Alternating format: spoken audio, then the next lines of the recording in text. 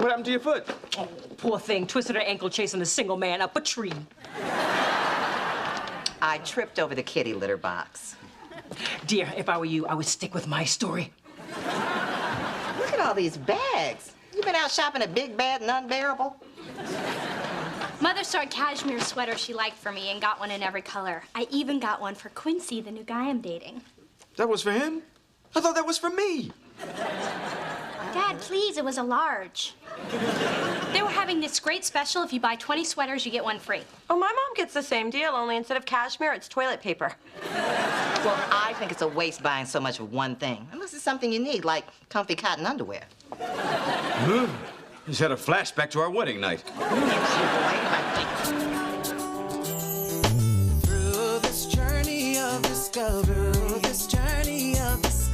finding you, I'm finding me. Finding you, I'm finding me. Now that I have someone special who brings out the joy, inside of me. Whatever we want, all we need is loving. Yeah, that's the way I feel it should be.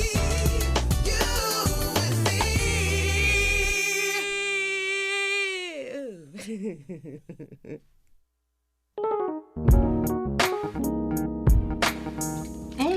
Something smells good. How is it you always know the second I'm unwrapping food? Because I'm gifted like that. I also know when a girl with low self-esteem has entered the building. Great, now even the deli guy is slipping me demo CDs. That's your boy. Mona, I love to make music. Take me away from my solid hell. Can you believe this? Before the talent searches happen occasionally, but now demos don't just come in the mail, they come in my lunch. Speaking of lunch, can I borrow some money to buy some? I'm taking Hillary and the accountant out to the Taco Hut, and I don't want to look cheap. You know, Spence, you already owe me $600. I can't believe you're keeping track. You know, I don't keep track of the money you borrow from me. When have I ever borrowed from you? I don't know. I don't keep track. Pull harder. Harder. Come on, put some muscle into it. Okay, now I can't feel my legs. You are really going all out for your date with Quincy. Well, Quincy is the perfect relationship after Carter. It's light and easy, and he even plays the guitar in bed. Is he any good? Oh, is he? Is he any good at guitar? I can't hear when his shirt is off. He's sexy and ambitious, and not only that, he's a political advisor to the mayor. I'm finally gonna get a chance to sit at table 1 at the black and white ball. I can't wait to see Daddy's face when I'm waving at him all the way back at table 32. Oh, it'll be just like the face he made when he found your mom drag racing the Aston Martin. So what are you doing tonight? Oh, I'm hanging out with my good friend, Mr. Tebow. Oh, Mona, that's just sad. Hey, I need a break from people. Ever since I got this promotion, everybody wants something from me. If it's not a waiter trying to sneak a demo CD into my pad thai, then it's Spencer hitting me up for money. Mona, you have been complaining about this forever. Your problem is you never set boundaries with people. You have to learn to say no. I say no all the time. Last week I told the waiter, no anchovies in my salad. And when he put anchovies in your salad, what did you do? Picked him out and hid him in my broccoli, which I also told him I didn't want. You see what I mean? Listen, it's hard to do, especially when you're dealing with someone you're close to like Spencer. But if you have the good relationship you think you have, he'll hear you when you set him straight. How come I never thought of it like that? Because if you did, you'd put me out of a job.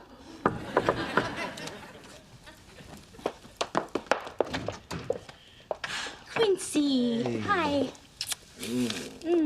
This is my sister, Mona. Oh, nice to meet you, Mona. Hi. Come on in.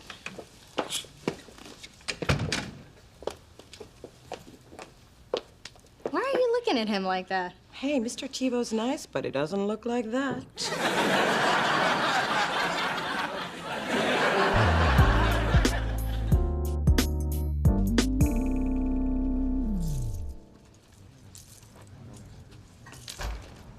Welcome to l'affaire des feet. Oh, don't waste your time. I just want to know how much those shoes in the window are. Oh, it's only my second day, so I'll have to check. I'll be right back, Mrs. Thorne. The Mrs. Thorne. That's what my driver's license says. along with the fake weight I put on it. You're the reason I got this job. After you bought the Gucci slingbacks in every color, your sales girl took her commission and bought a house in Fiji. Oh, you think I'm here to shop? And I am. I like to buy lots of shoes to compensate for my empty life. Please, take a seat in our massage chair. It will need your cares away so you can concentrate on the important things in life. Shoes and purses.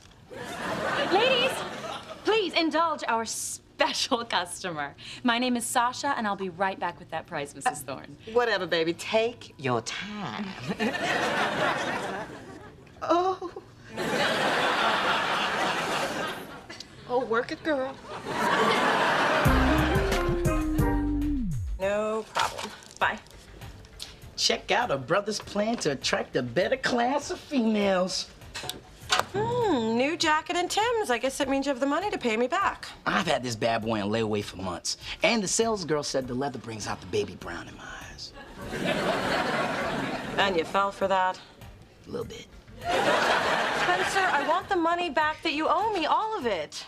You serious? Hell yes, I'm serious, and from now on, money that's loaned is paid back. But I don't have it.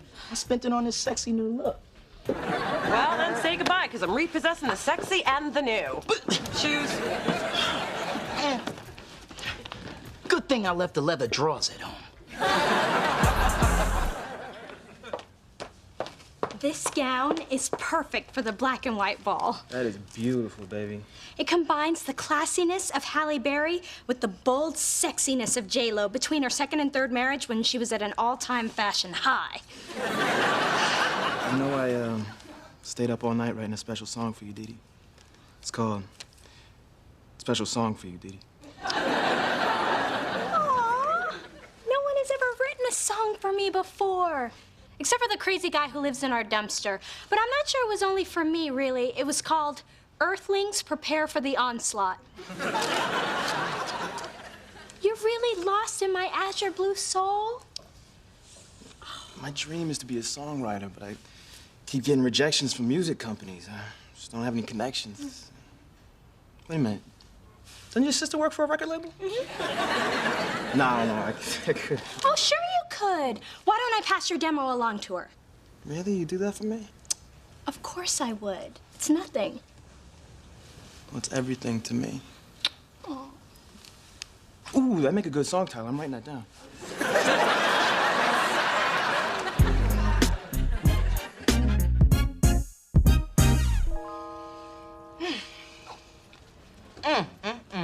These crab puffs are delicious, just like my maids make at home. Wait till you see what else we have in store. Straight from the runway, cobbled together from Costa Rican virgin cows, and we only have them left in one size. Yours!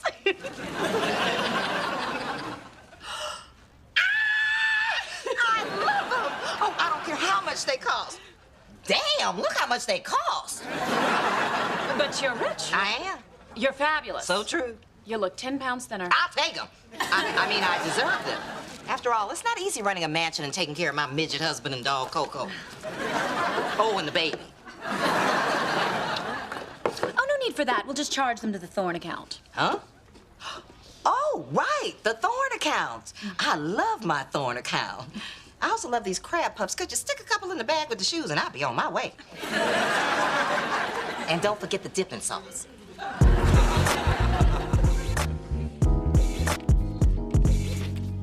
I hope you're happy. Now I can't go out to lunch because I don't have any shoes. You can't go to lunch because you don't have any money. Hey, Spencer. Aw, look at your cute little socks. Women, always chipping away at a brother's soul. Bye. Hey, Mona. I brought you Quincy's demo CD. I need you to give him some feedback. Right. Gotcha. No. What do you mean, no? Well, remember your pep talk about drawing boundaries? I am drawing them all over town. I sent my burger back because I ordered chicken. I made the dry cleaner honor my expired coupons. And when Ma invited herself over for dinner at 7, I told her no. I stood my ground. Now she's coming over at 7:15. So thanks for the advice. You're welcome. But you know what's just as powerful as saying no? Saying yes. So here you go. Oh, I got it. You're testing me to see if I'll stick with it. No, I'm not. Now here you go. You know, I have to say, I'm very impressed. You brought props and everything, but I am more impressed with me because I'm not falling for it. Mona, I'm not kidding. I promised Quincy, and I never break a promise I make to a man who's taking me to the black and white ball. So just listen to this demo. It'll take you 5 minutes. It'll take me no minutes because I'm not doing it, and I can't believe that you would seriously ask me. And I can't believe that you would seriously deny your sister. My sister told me to say no when I thought people were taking advantage of me, so I'm doing that. So you can take your CD and go. This is a very unpleasant side of you.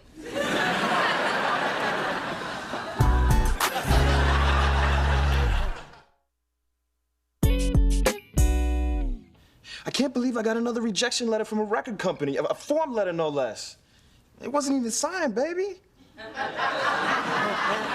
Quincy, I hate to see you like this. Just remember how talented you are. You're so supportive, Dee Dee. Maybe this will inspire me to write a new song. I got nothing. I hope you don't mind if we skip the black and white ball. I just need to be alone with my pain. Really? Because I read that what's best for depression is to be around a lot of people, preferably in formal wear while drinking champagne. I don't want Arnold and Maria to see me like this, just cloaked in defeat. Arnold and Maria at table one? Quincy, you know, I was planning to give you the great news at the ball, but why not share it now? Mona listened to your demo and really loved it. She did? Really? Would I lie to you?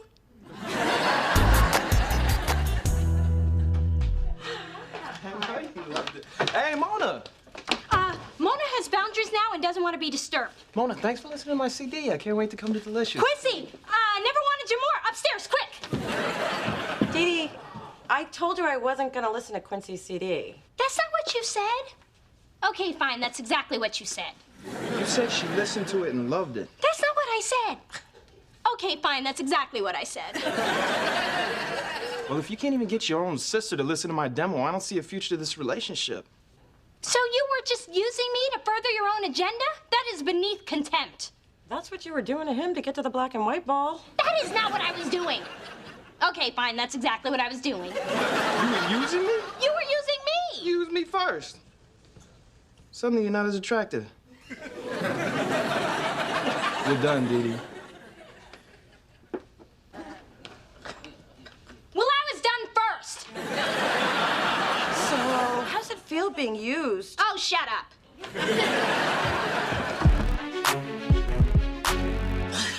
Come on, Mona. I need my jacket. It's cold outside. Give me the $600 you owe me and you'll be nice and warm. Well, can I rent it by the hour? I'll give you a 20. If you lend me a 20.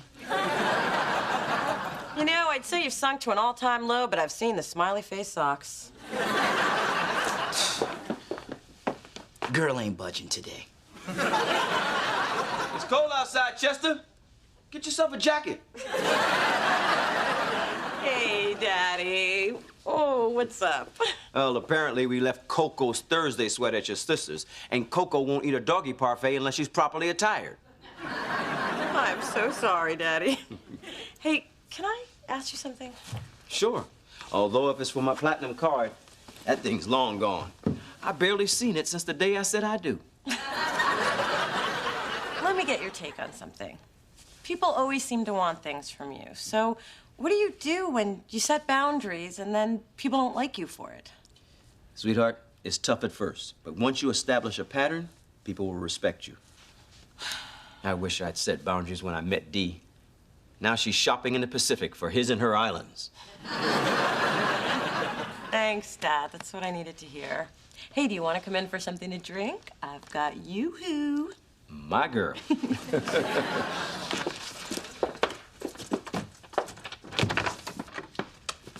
Hi, baby. Baby daddy. Hey, Phyllis, Mona didn't say you were here. Where else would she be?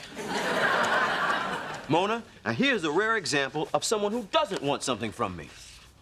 I want you to move over. Does that count?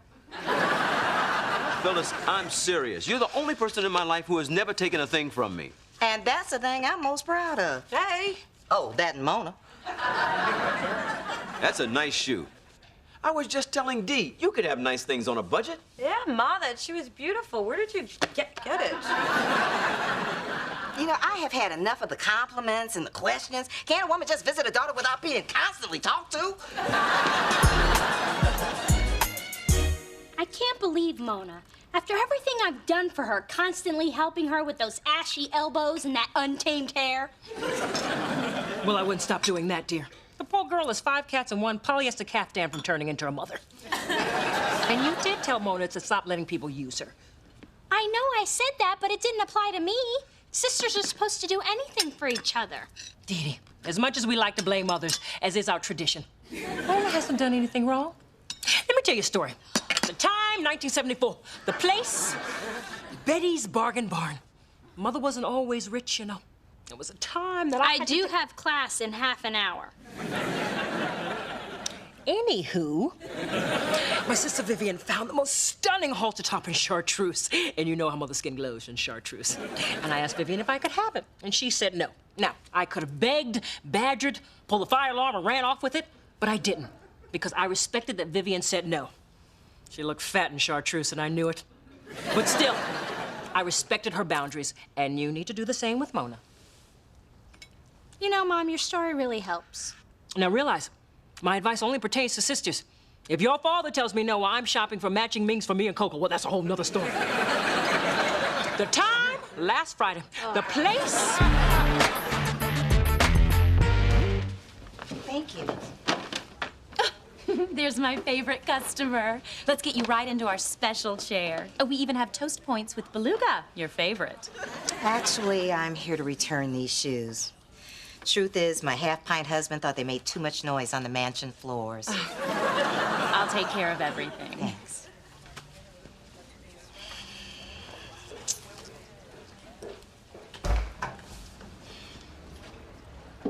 Phyllis? What are you doing here? Surely you haven't mistaken this luxurious shoe store for the all-you-can-eat waffle buffet. See? Now you put me in the mood for waffles. Bye. Oh, Mrs. Thorne, I found something that won't make any noise on your mansion floors. Mansion floors? She does not have If mansion you'll floors. excuse me, I'm with a very important customer. This customer has never purchased a pair of shoes that weren't rubber, on sale, or didn't come with a free pair of socks. Ma'am, if you'd please wait your turn. Young lady, I don't think you know who you are talking to. If I hadn't just taken my afternoon Percocet, I'd have your job. Oh, all right. Before things get ugly, the truth is, since we are both Mrs. Thorne, Sasha mistook me for you, and I just went along with it. Don't you know the difference between Burberry and trench coat of undetermined fabric and origin? I'm new. And you have some serious kissing up to do. I like to see the new Manolos in every color and style. Right away, Mrs. Thorne.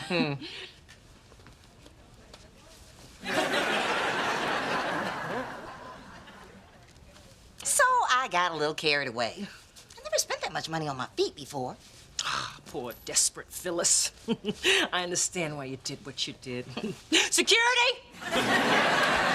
Security!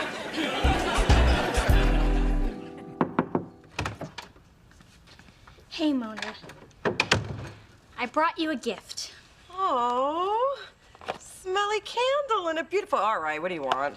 I talked to my mom, and after sitting through a fascinating tale about discount shopping, I realized that I was wrong to try to force Quincy's demo on you. I'm sorry.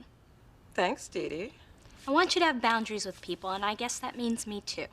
Well, I think I got so pumped about standing up for myself that I might have overdone it. But I don't want to be that way with my sister. You're new at this. The important thing is you took my advice, and it'll have a positive effect on your life. Yeah, wait, did you just compliment yourself? No, I didn't. Okay, fine, that's exactly what I did.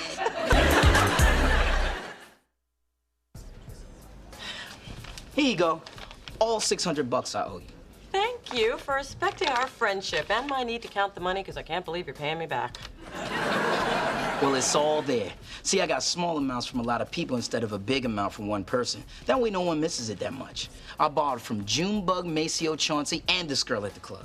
That explains all the greasy singles.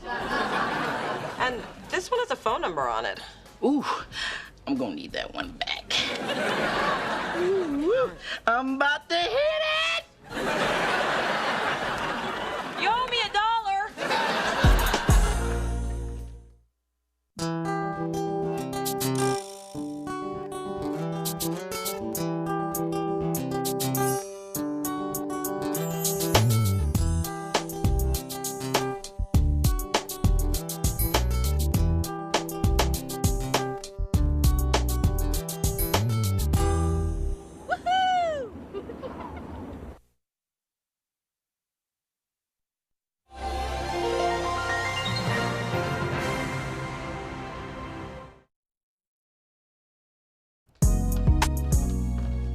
Well, if it isn't tall, dark, and withered. Phyllis, looks like you're fresh from the track. I trust you held your own with the rest of the mares. I'll have you know I just joined a spinning class. Today was my first workout. It is the only way you'll ever hear heavy breathing again. If memory serves, you don't hear it either. I believe the pattern with Charles is grunt, whimper, snore. When he's with a real woman, he doesn't try to get done so quickly. Please, once you pull off those eyelashes and hang up your hair, there's very little real woman left. Through this journey of discovery, finding you, I'm finding me. Finding you, I'm finding me. Now that I have someone special who brings out the joy, inside of me.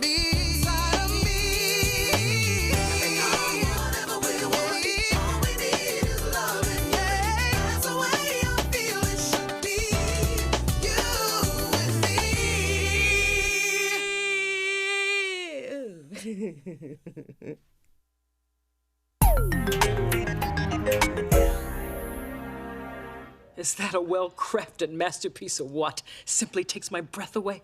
The attention to detail, the realism. Every time I look at it, I see something new. What do you think, Mona? Well,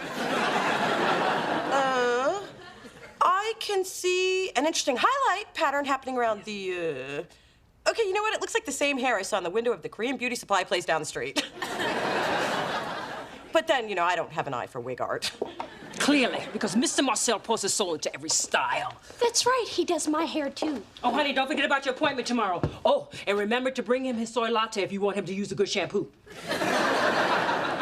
Extra hot, extra foam. And I've cleared my calendar for the whole day because, like Mr. Marcel says, beauty has a schedule of its own. Sounds like a nice way of saying you'll be sitting under the dryer for 6 hours reading old issues of Ebony.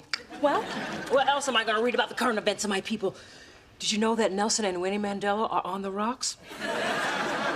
Yes, and we're allowed to read and vote now, too. You know, I just don't get planning your whole life around your hairdresser. Oh, Mona, this is Mr. Marcel. He is life. Now, all I have to do is find an outfit to go with my new hair. Well, Mom, what's the occasion?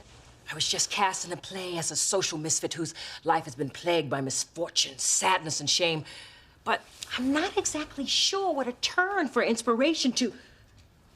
Curly Q. Tell me all about your childhood.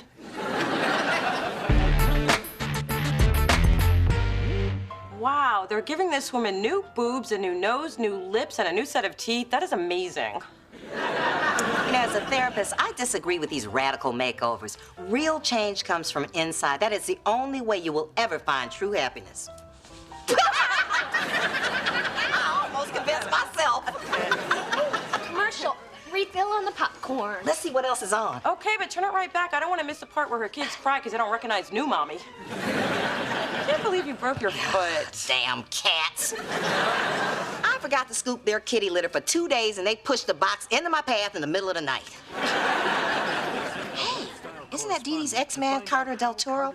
He sure disappeared quick. Must have met Big Girl. I bet they're interviewing him about his book. Turn the channel before Dee Dee season gets upset.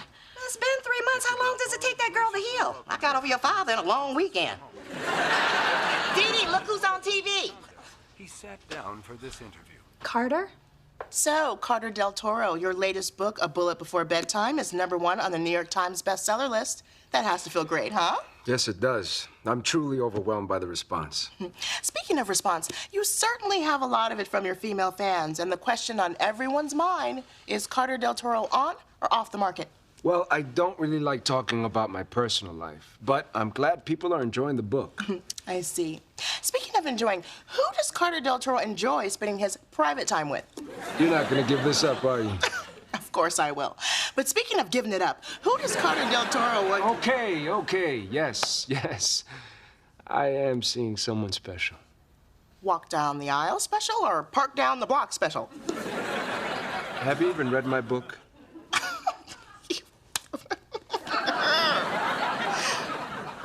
Okay, that's enough of that. I'm sorry, Dee Dee. I know it was hard hearing that Carter's seeing someone else. Did he say that? I guess I was too distracted by a space powder. It was a bit on the orangey side. You don't have to be strong for us. I'm fine. I'm just a little tired. I'm gonna go now. Bye. Okay, maybe it was too soon for Dee Dee to see Carter. Anyway, damage is done. Back to the boob job, chick. Oh, we missed it. The kids are already running away from her.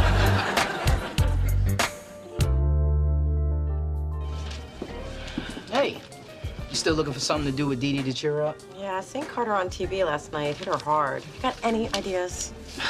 Well, when I need a boost, I always drop by Girls. Spencer. My bad. I mean ladies. I'm sorry, when I said ideas, I meant ones that weren't idiotic. Shine and rise, coffee's percolating, and the workday has officially begun. The morning paper for your perusal. Oh. It's almost lunchtime. This is last week's paper. So it is. Oh well, A for effort. What are we doing? Looking for a Carter Del Toro diversion. Ooh, I caught his interview last night. How terrible was that? I know. Dee Dee was crushed when she heard he was dating someone. I was talking about his face powder. Bit in the orangey side. But of course, Dee Dee's welfare was first and foremost on my mind. Yeah, I'm sure it was. Hey, do you want me to put out my feelers and find out who Carter's new whore is? I can do it, I know people. And just for fun, we can harass her and make her cry. Who's in? No one. I've been nursing Dee Dee through this breakup for months, and she's finally feeling better, so I'm not gonna let this turn into another excuse for her to lay in bed eating half a bag of reduced fat soy chips. That's big for her. I know what will cheer Dee Dee up. A night out with me at my favorite boy bar. There's nothing like a room full of sweaty men dancing in net shirts and leather chaps to make her feel good about herself. You know, when she said ideas, she meant ones that weren't idiotic. Hey, you know, I've heard Dee Dee talk about this photographer before. She's having a showing tonight, and it's perfect. Pretentious art for her, free wine and cheese for me. I like wine and cheese. And I like free. And I like an empty office. Get out.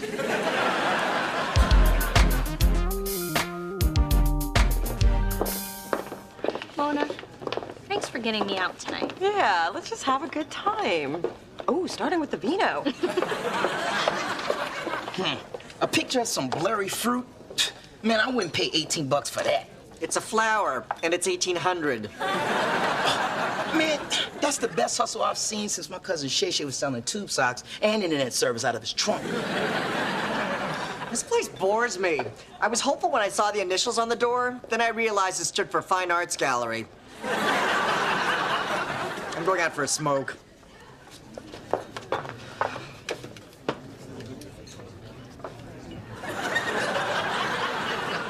Composition on this is incredible. Look how the objects in the foreground heighten the depth of field. Yeah, that tree looks big.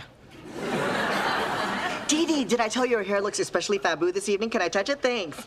It's the magic of Mr. Marcel. Carter's here. What? Where? It's so silky, I want to roll around naked in it. He was just in the hall. And it smells so sweet. What is that, hyacinth? Tuberose? I think it's jasmine. What should we do? I don't know. I can't stroke and think at the same time. Oh, Dee Dee, let's go. I'm not feeling so good. Me neither. Must be something in the spicy jack. Well, I feel fine. Oh, Carter. Dee Dee. Carter. Mona. Carter. Who are you? It doesn't matter. I just don't like being left out. It's good to see you. You look well. Thanks. You look well yourself. If I see his whore, I'm taking her down. So, it was good seeing everyone. Enjoy your evening. Sorry, we tried to get you out before It's okay. I just need a moment alone. I'm going to find the ladies' room. Of all the spots in the city, I would pick the one place where Carter shows up. Don't beat yourself up about it, hon. Of all the spots in the city, you picked the one place where Carter shows up. Thanks, Spence. Well, on the bright side, it would have been worse if we ran into him at the strip club. Hey, Adam. Someone paid $5,000 for one of this chick's pictures. I think photography is gonna be my new hobby. Well, if you need a model, I posed for underwear ads in college. I had the second most popular crotch in the Sunday circulars. Sean Boston had the most popular, but everybody knows he's stuffed. Have you guys seen Dee Dee? She's not in the bathroom. Maybe she took a cab home. Oh, without telling me, that's not like her. But why would she leave? They just put out fresh cheddar. I'm gonna go look for her.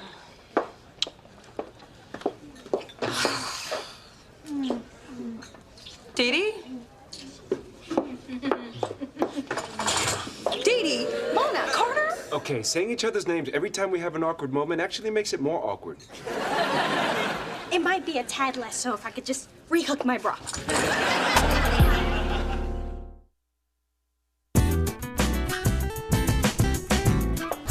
Carter, you just announced on national television that you're seeing someone special, and here you are tonguing down my sister. Come on, Dee Dee, let's go. This is not your fault. You are vulnerable and horny, and that is a recipe for hoe cake. Oh, Mona, wait. What, you can fix your bra in the car? No. Mona, I am the someone special. Oh, of course you are. You're very special. Now, come on, let's go. Don't embarrass yourself. Mona, listen. Dee Dee and I have been seeing each other for over a month. You mean... Yeah. So all this time you two have been... Pretty much. And you just let me think... I know. Oh, thanks a lot, Dee Dee. Okay, I don't know what you two just said, but I'm guessing you're gonna need a ride home. You know, if this photography thing's gonna pay off, I'm gonna need a lot of practice. Right there, baby. Yeah. Dee Dee has got some nerve. I was a good sister during all her misery over Carter. I was there for her, and I spent... Hold it! Where was I? You were there. I was there for her, and this is the thanks that I get? I mean, Ooh, I'm gonna call this one Sister Kills Sister. And fight! Go home. Ah, that's cool. Only have 2 shots left anyway. Make that one shot. Mona, I'm sorry I lied, but too many people got involved in my relationship with Carter before. That's a big reason we broke up. So we wanted to keep it private. Oh, that explains why you were making out in a public art gallery. I told Carter I was gonna be there, and he thought it would be fun to drop by and cuddle up on some cashmere. But then you guys saw him, and things didn't go as planned. And before you knew it, you were freaking each other behind a curtain. No! Well, yeah. So you just let me make a fool out of myself all this time, taking care of you, checking on you. I made you soup. All the stuff you did really helped. And the heartburn I got from your soup kept my mind off of Carter for weeks. But then he called to say hi, and we met for an innocent cup of coffee. And next thing you know, your clothes fell off and you were in bed together. No! Well, yeah. But we didn't make it to the bed.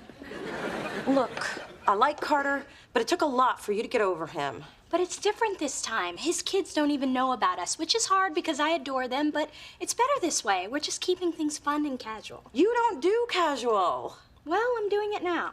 I think this is dangerous for you. You were totally in love with this guy, and if you think you can get back in it without getting hurt, you're wrong. This is exactly why I didn't tell you about it. Fine, but when this blows up in your face, I'm not gonna be there to help you pick up the pieces again. Good, because I don't need you to. Damn! Could you come out again? I forgot to twist the fast forward thing. You look good when you mad. Hold on.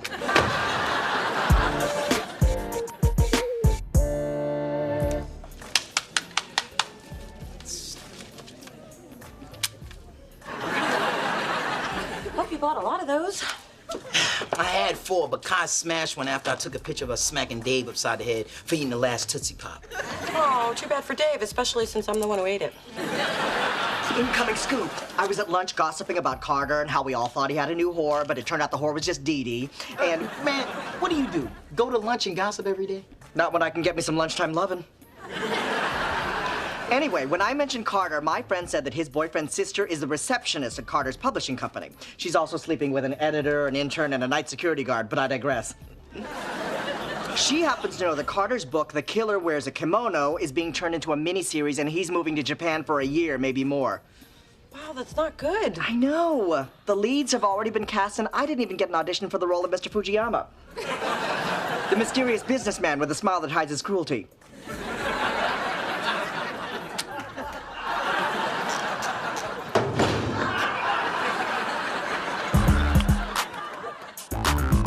So I am staying out of Dee Dee's mess this time, and I'm definitely not making soup.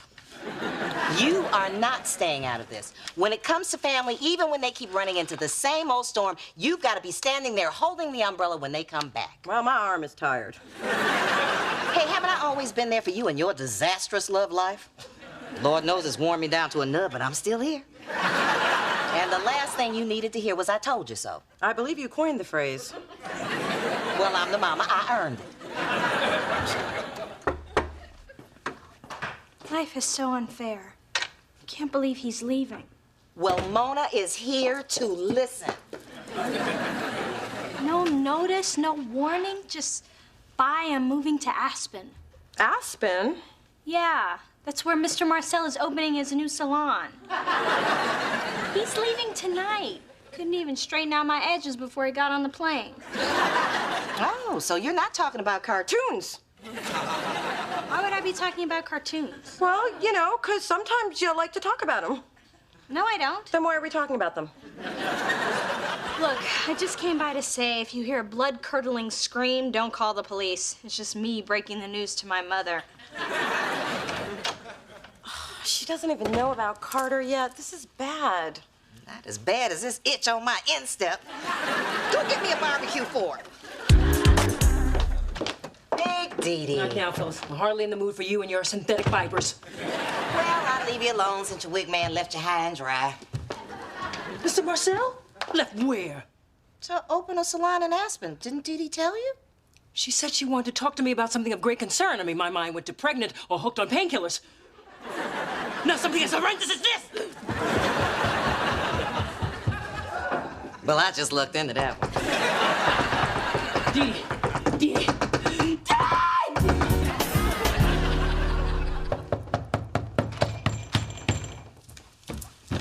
So, when exactly are you planning on telling me you're going to Japan? Good evening, Mona, and welcome to my home. Sorry, hi, I love what you've done with the place. Answer the question. First of all, that isn't even public information, so how do you know that? I know people. People who gossip over lunchtime vodka smoothies. I didn't want to say anything about my movie until it was final. And then I was going to tell Dee Dee today, but she was so broken up over Mr. Marcel. And I know not to upset a woman when she's having a bad hair day.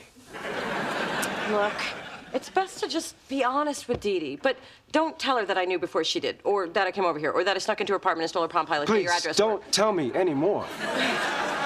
But since we're kind of being honest, I will admit I have been avoiding this conversation with Dee Dee because I know how hard it's going to be. Yeah, she puts on a good act, but she's in pretty deep. I'm not just talking about Dee Dee. I knew we were just fooling ourselves with this whole casual thing. Love makes you kind of stupid. I'm learning that. I can't ask her to go to Japan with me because we're not ready for that. And I can't ask her to put her life on hold while I'm over there. Then I think you should talk to her. Let her know the deal. You're right. I'll see her tonight. You're a good sister, Mona. Aside from the lying, breaking and entering, and theft. Thanks. And hey, if any man had to rip out my sister's heart and turn her into a blubbering mess, I'm glad it was you. Thanks. Hey, about those people you know. I bet it was that receptionist. I heard she's sleeping with one of the editors. Sorry, I never reveal my sources. And it's not just an editor.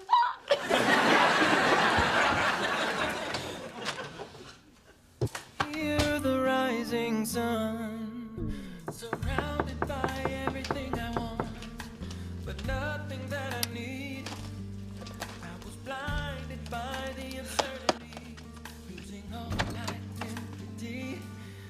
Sometimes what you fear the most is what you need to find that road.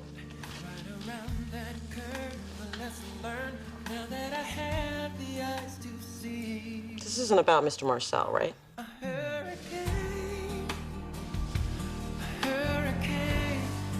yeah. It's sometimes the only way to wash away the pain. So you two are actually flying to Aspen to see Mr. Marcel?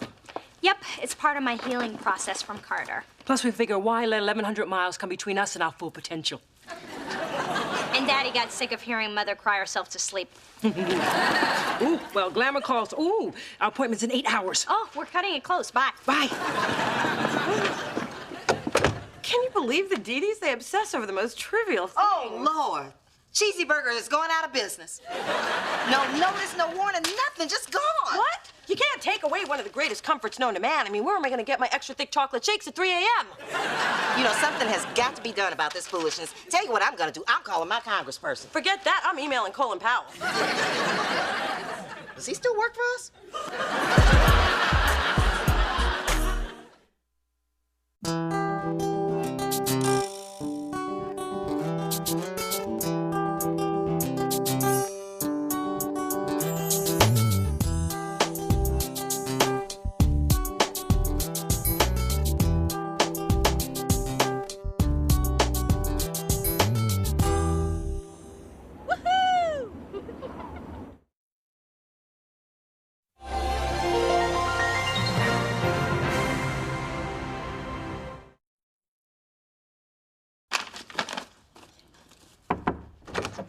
Hey, Mona, how's it? I smell chocolate.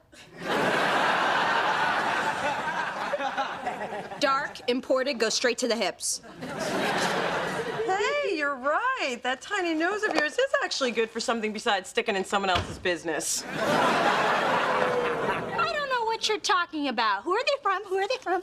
With my luck, the old guy in 4D who wants to experience a black woman before he dies. You get candy? He sends me pictures of himself in Speedos. Hey, they're from Reese Wilcox, the CEO of Hot Liquid Records. Ooh, Hot Liquid, they're my favorite label. I mean, they were before my sister was the VP of A&R at Delicious. So why is Reese Wilcox sending you chocolate? Well, it says he loves my work, especially what I did with the talent search. Do you know what this means? No, really, do you know what this means?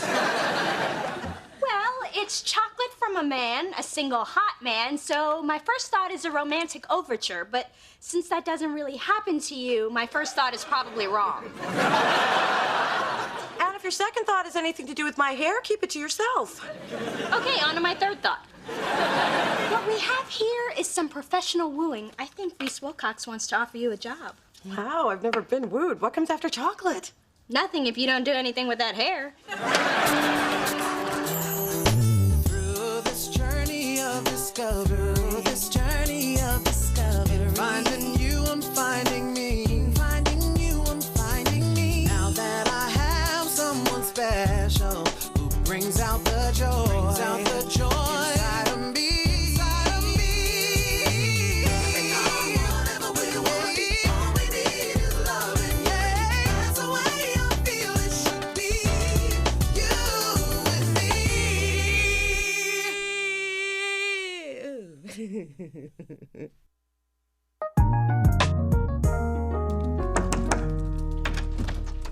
Hello, hello. I just escaped a birthday party for one of Drew's little playmates. So where's Drew? Well, last time I checked, spinning in a giant teacup with a nanny. I don't do teacups unless they're filled with brandy, which reminds me, poor mother, a tall one.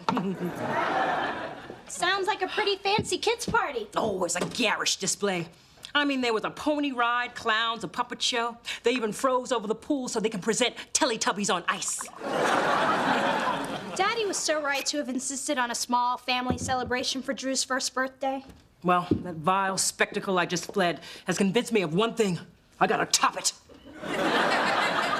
Mother, that is ridiculous. Besides, Drew's birthday was months ago, so you'll have to wait till next year. Now drink your joy juice. Wait, hell, Drew's about to have the biggest, most extravagant 15-month party ever. I'm talking about Eddie Murphy in a donkey suit singing I'm a Believer.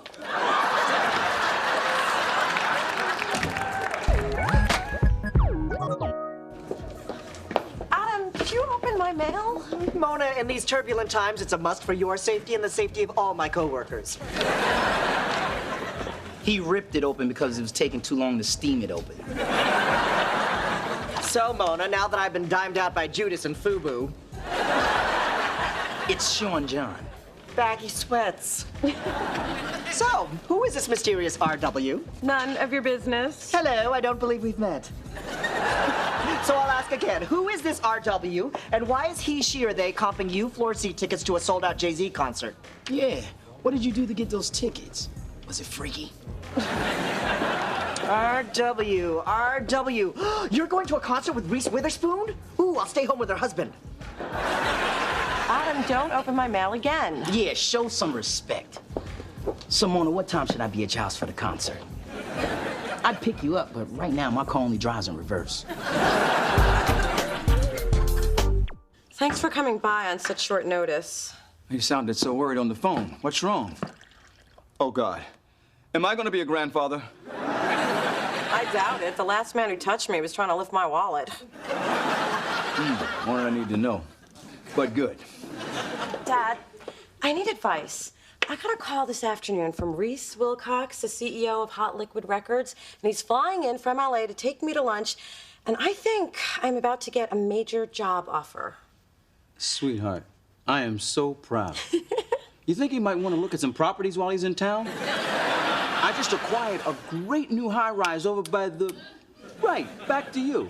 I think you should go and hear his offer. And order the most expensive thing on the menu, perhaps the lobster. Yeah, but if Kai finds out that I met with Reese, she'll think I'm disloyal. Besides, I never eat lobster in public. It's so embarrassing. Half of it ends up in my cleavage. Again, more than I need to know.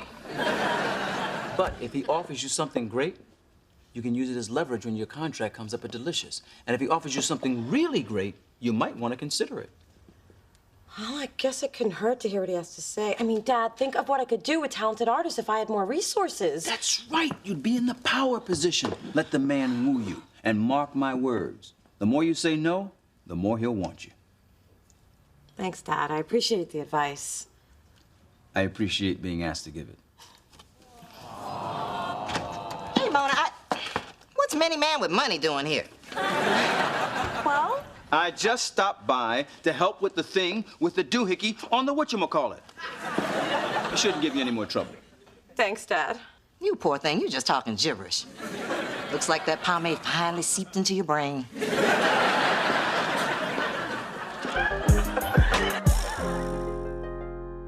And for the finale to Drew's fabulous party, the Universe Soul Circus is going to perform. They're all black, you know. Even the zebras. I give you the same answer I gave you when you went to get Coco hair extensions. No. But Drew is our only son, our last child. I mean, we can't deprive him of these precious moments. Mother, Drew's idea of a precious moment is sticking Cheerios up his nose. Which is exactly why I hired Spike Lee to direct the videographer. You did what? Not that Spike Lee Takamoto. His father's doing the pyrotechnics. Come, Charles. We've got to go see the stunt children test the giant slide. It's moments like this, I just want to fake my own death.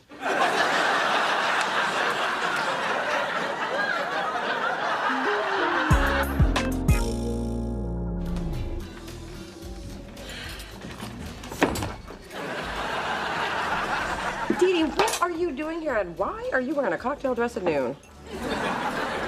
They're serving pheasant today, and that's a meat you dress up for. What are you doing here? Today's my meeting with Reese Wilcox. Oh, today here? Yeah. Remember when I told you 3 hours ago when I was leaving my apartment? Admit it, Dee Dee, you and your breasts are here to see Reese. Well, he's a single black mogul. I'm obligated to make a play for him before some white woman snaps him up. Oh, there's Reese now. Listen to the offer, follow Dad's advice, and just say no. Except when Reese asks you if you have a younger sister. Here's my card, my photo and number on the back. Dee Dee, out. Fine. But if he happens to mention what hotel he's staying at, page me. I'll be circling the block. Hi, I'm Mona Thorne. Reese Wilcox. Please, sit. I'm very flattered that you flew up to San Francisco to meet with me. They gave me a chance to fly my new private jet, try out my new pilot hat. I look better than Travolta. Well, thank you for the Jay-Z tickets. The chocolates, the flowers, the beautiful crystal bowl, vase, paperweight. I don't know what it is either, but it's from a place I never heard of with a name I can't pronounce, so must be good. Can I get you anything, Mr. Wilcox? Cocktail, appetizer, a highlighted map to my apartment? When I'm ready to order, I'm gonna have a cocktail and an appetizer, but I'm gonna pass on the map. I'm impressed with you already. And I don't impress easily. But let's deal with the issue at hand. Listen, I have too much respect for you to lead you on, and I'm sorry that you went through so much trouble to meet with me, but I'm gonna have to say no. Actually, I was just gonna ask if we could remove the bread basket from the table. I'm watching my carbs. Which is why I'm saying no. I love bread. I love a woman with a healthy appetite. Unless, of course, I'm dating her. But let's cut to the chase. I've been watching your career for some time now, and you're aggressive, imaginative, and you have a great ear for talent. Mona, I want you to be the head of A&R at Hot Liquid here in San Francisco. Wow. That is a tremendous opportunity, but I'm very happy at Delicious. I'll give you a bigger salary, a corner office, and 2 weeks at the company villa in Compton. Miss, bring me the biggest lobster you got.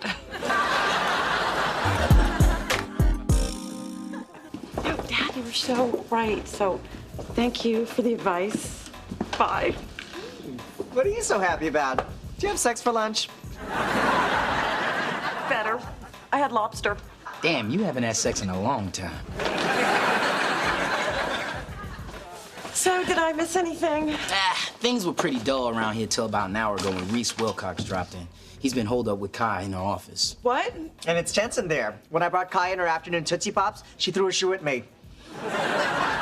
It hurt, but it was worth it, because Reese Wilcox bent over to pick it up, and I saw Reese's pieces. Oh, this is the worst thing ever. Oh, come on.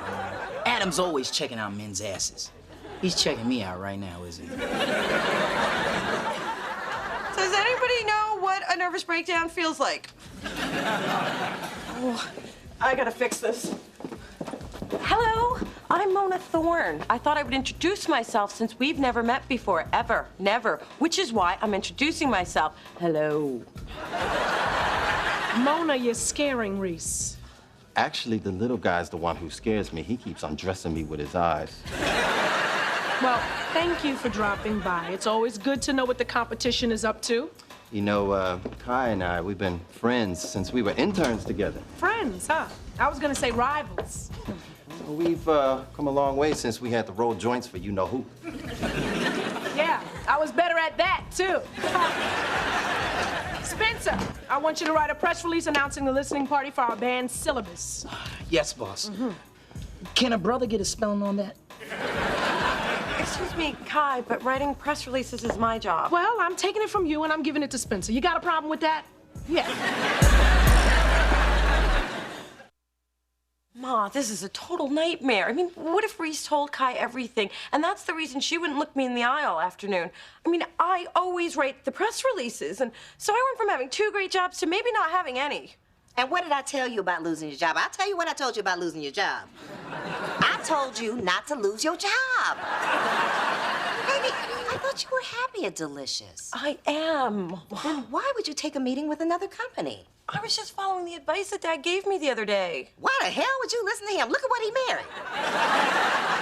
Why wouldn't I listen to him? He's a businessman and I'm a businesswoman. And what am I? I have a degree in giving advice. I make my living giving advice. But no, you'd rather go behind my back and listen to your father right on down to the unemployment line. He was just trying to help.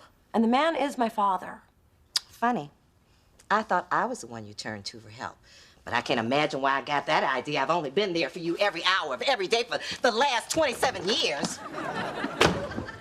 That's all? Seems like so much longer. I'm not speaking to you. Thank you, Father God. I know exactly what you're up to, Charles Thorne, and you are not gonna get away with it. Woman, find one psychotic mood and stick with it. If you think you're gonna step in and reap all the benefits after I've done all the work raising Mona, you are sadly mistaken. For someone who's not speaking to me, you sure do talk a lot. So what did Reese say about my picture? Did you tell him I'm prettier in person? Didn't you just hear me say I might lose my job? Of course I did. I'm very concerned. Did he think my forehead looked too big? I just had your baby brother fitted for his birthday crown. And it'll look fabulous with the tiara I'll be wearing to greet the 150 guests. Mother, this party for Drew is completely out of control. We already did what's important. We celebrated Drew's birthday as a family. Anything else is just flaunting your wealth. And that's really, really bad, right? I have to agree with Dee Dee. Nobody has a 15-month birthday party. I mean, Drew won't even remember it. Oh, who cares about him? I'll remember it. And that was really, really bad, right? Yes, and I think you know what you have to do. Fine, I'll scale back the party. But I won't take back the crown. Coco can wear it at formal affairs.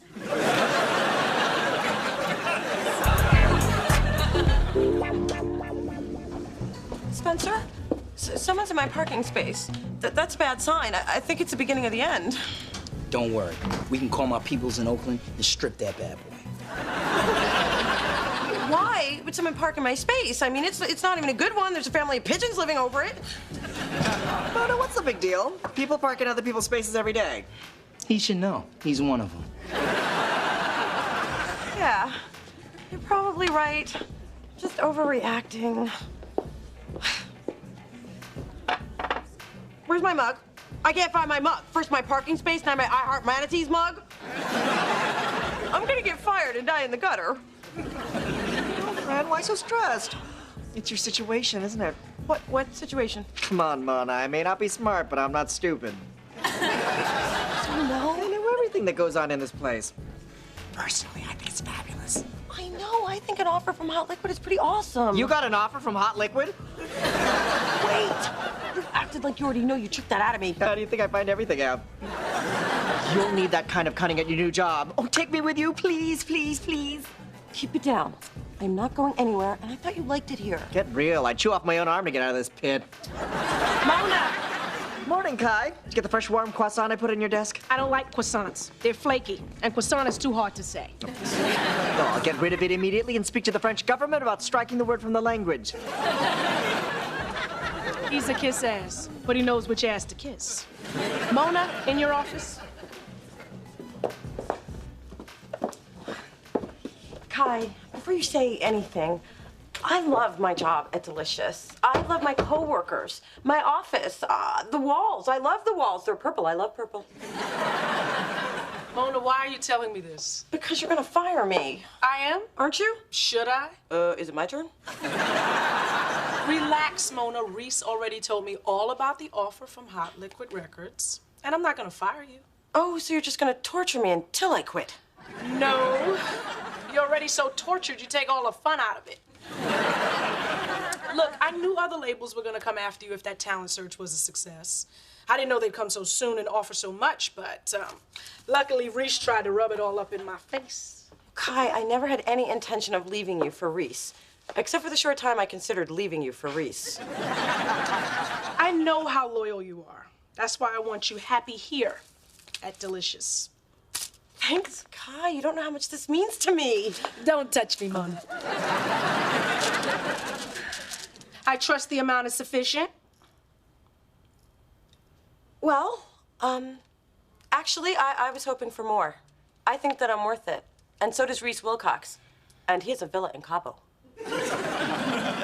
Well, I'll give you an office with a window. I already have a window. Mona, you're smart. I'll have a accounting, make an adjustment. Promise you won't regret it. Mona, you've handled this situation like a real pro. That's because I learned from one. Thanks, Mona.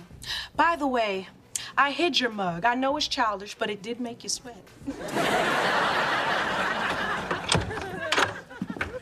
Ma, what are you doing here? Taking care of my baby. I was afraid you had a very bad day and might need me. And the comfort of my peach cobbler. Actually, today went pretty great. After Kai found out about my meeting with Reese, she gave me a big bonus to keep me happy. Oh, so your father was right. Congratulations. Guess you won't be needing my advice anymore. Ma, this is not a contest between you two. Dad and I are finally in a place where we're both willing to do the work that it takes to get closer, and that is going to take a little getting used to for all of us. Mostly you. Look, I'm glad you and your dad are getting closer. I really am. But there were times when you were a child that he disappointed you. A lot of times, and that was hard for me to watch. So now that you're starting to depend on him more, I just don't want to see you get hurt. And that's a risk I'm willing to take. Look, like it or not, he's my dad, and we'll always be family. And it would really mean a lot to me if you could try to accept that. I could try. Thank you. But you know, it's really gonna take some getting used to sharing you with that jackass.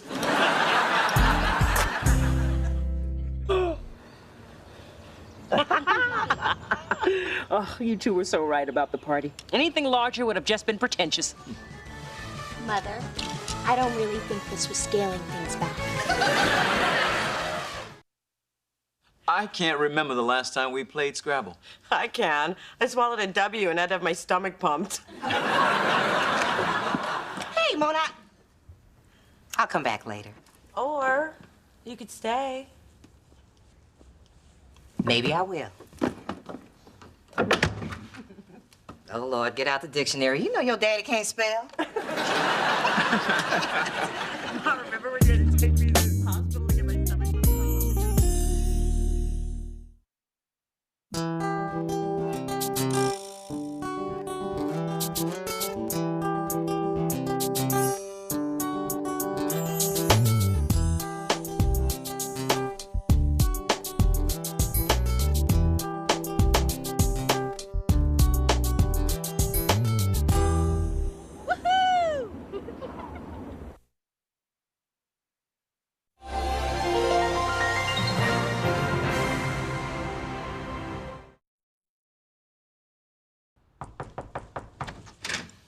Hey, Dee Dee's. I'm not interrupting anything, am I? No melon bowl, I'm just leaving. I'm going to meet Drew and the nanny at his new Mommy, Nanny, and Me class. He got kicked out of his old class for throwing his juice box at another child. Nonsense. The reason Drew left because he was understimulated and needed a more advanced group. That's the official story, and we're sticking to it. He drew blood. You say blood, I say grape juice. Official story. Wow, I wish my mom had rewritten some childhood stories about me. Instead, she told my problems to anybody who'd listen. Oh, that's just part of Phyllis's charm. Actually, that's all of her charm. Through this journey of discovery, finding you, I'm finding me. Finding you, I'm finding me. Now that I have someone special who brings out the joy, inside of me. Whatever we want, all we need is loving. Yeah, that's the way I feel it should be. You and me.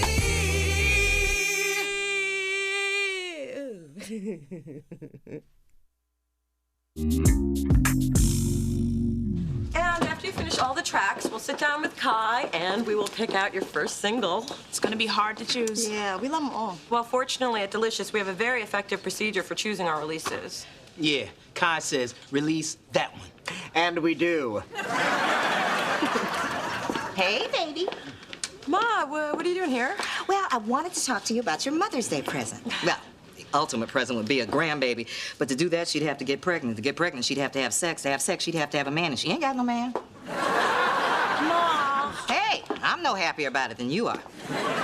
So anyway, for years I've worked with the charity Bay Area Mothers for Others. Oh, I'm aware of your involvement. You gave him 5 bags of my clothes. Well, they were ugly. So, this year, since I'm on the planning committee, I signed both of us up to work on their Mother's Day telethon. We get to spend the whole day together and do something nice for underprivileged single moms. That's your present to me. Because I found that box of candy you were gonna give me ain't cutting it.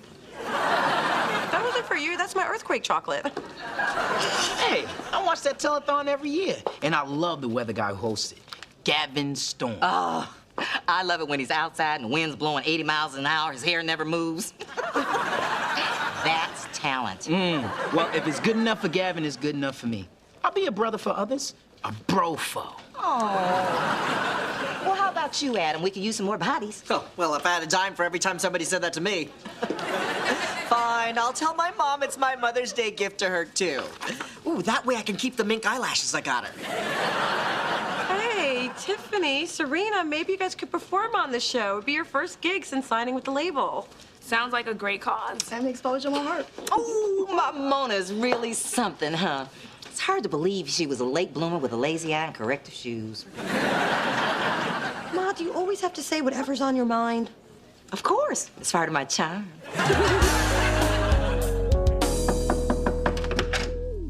Look who I found hiding from your mother in the hallway. Oh, Daddy, did Mother drag you out shopping again?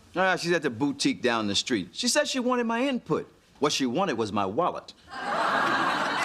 Well, I'm glad you're both here. I've decided that Mother and I are going to volunteer for that telethon, too. That is, if you all don't mind. Mine? You giving of your time instead of spending my money? I love it.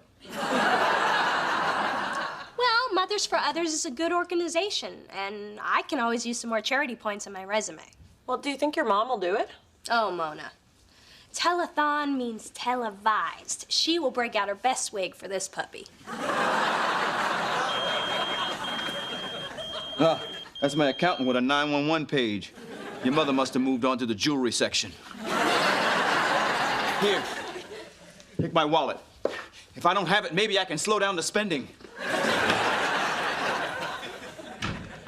Daddy trust me with this? What was he thinking?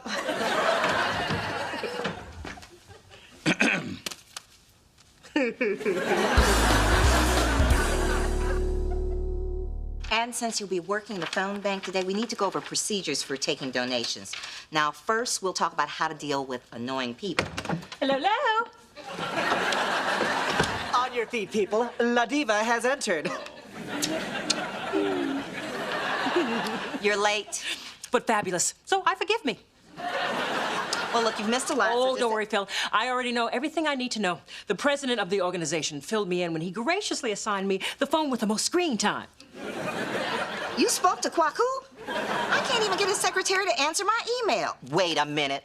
You bribed him with a big donation, didn't you? Well, you say bribe, I say gently urged. Can we just get back to the meeting? Absolutely. But can I just say, these refreshments are not acceptable. When I chaired the Tucson March of the Dimes, we did a smidge better than instant coffee and snack mix. Well, I'm sorry we don't have your breakfast liquor, but feel free to pull out your flask. Now, come on, people, can we just focus? I'm sorry, Phils. We can't hear you. Can you turn down your outfit? These needy single mothers are counting on us. And you are the woman to lead us, as being needy and single has always been your specialty. And you can help with the pregnant and single women since that was your specialty. What? Ma. This revelation shrouds my idol in a hideous scandal. I've never loved her more. You weren't pregnant with me before you were married. Right, Mom? Mom? Oh, my God, it's true. Wait, Dee Dee's a love child? That's hot! So, that story you told me about being conceived on your honeymoon in a cabana on a white sandy beach in Montego Bay wasn't true? Well, your father and I did have Jamaican jerk chicken that night. I can't believe you would keep something this important from me. Dee Dee, honey, you have to understand, Dee Dee. Okay, thanks everybody for coming. We'll we'll see you this afternoon at the studio. Wait, I'm confused. Okay, see, Big Dee Dee wasn't married when she and Charles got... I know that. I still don't know how to use the damn phones. Ma, I cannot believe you could be that insensitive. And I can't believe you ended my meeting that way. Well, I didn't want to say what I have to say to you in public because I have tact, unlike some people. And I know when to keep my mouth shut, unlike some people. Yeah, that Big Dee Dee is a loud one. Not her, you. Hey, I've thrown that unwed and pregnant bomb at Big Girl plenty of times. One of my favorites. Especially like to use it during the holidays. Yeah, but did you have to do it in front of Dee Dee and a room full of strangers? Well, how was I supposed to know Jumbotron hadn't been honest with her daughter? All I did was tell the truth. Whether you knew it was a secret or not, it wasn't your truth to tell. Now look what you did. You hurt Dee Dee. And if you want truth, here's some. I'm fed up with you and your big mouth. I know you didn't just speak to me like that. That's right, because I'm not speaking to you at all. Come on, Dee, let me in so I can explain. I don't want to talk to you. Please, I'm begging. It's Mother's Day. I'm down on my knees. No, you aren't. Okay, I'm not.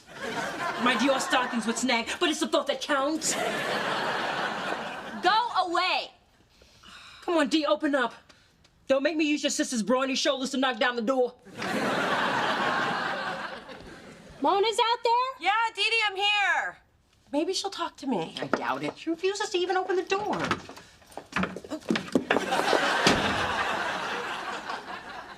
This is gonna be a beautiful Mother's Day memory. When I retell it.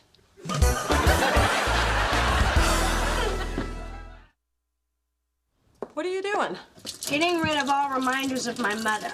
Dee Dee, anger is one thing. Wasting a deliciously nutty liqueur is another. Suddenly I'm questioning everything. Were my parents really in love? Is my name really Dee Dee? Am I really a size 0? I'm sorry my mom told you. Though I always wondered if keeping it from you was the right thing to do. You knew? Would it upset you more if I did? Yes. Then I'm as shocked as you are. Mona, how could you not tell me? Well, nobody actually told me. I just did the math, and it wasn't my place to tell you. So everyone knew but me. How you must have pitied poor little Dee Dee, product of her parents' lust. It's not like it's such a big deal. Well, if it weren't such a big deal, then why is everyone treating it like a dirty little secret? Oh, it's a dirty little secret. I just said it wasn't a big deal.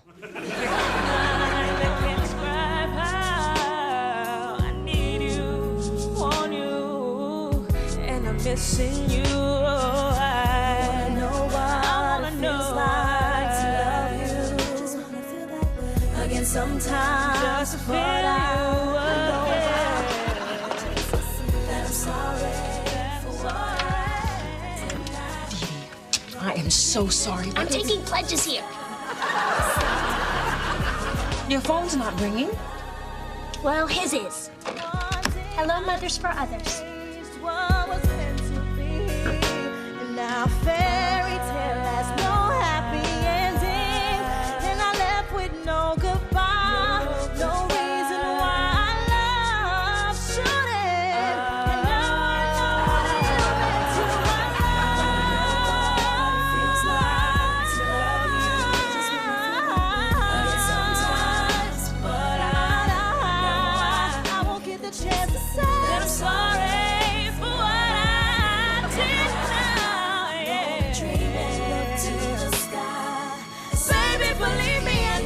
You hear my cry.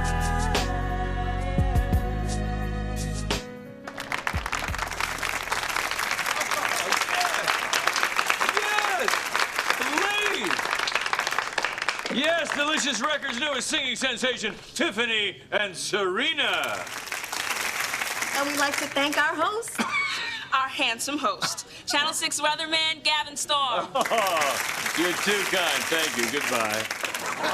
Hey, wasn't that truly inspiring on such a beautiful day? High 72, low tonight 56. And I hope they've inspired you to open up your hearts, your wallets, and your umbrellas. Chance of rain in the PM. Yes, $100 is generous, but for only $400 more, you get 2 tickets to Adam Benet's latest one-man show, Filipino Follies. Okay, $10 it is. Yeah, I'm the cute mocha guy with the gray smile. How did you know that? I'm on right now?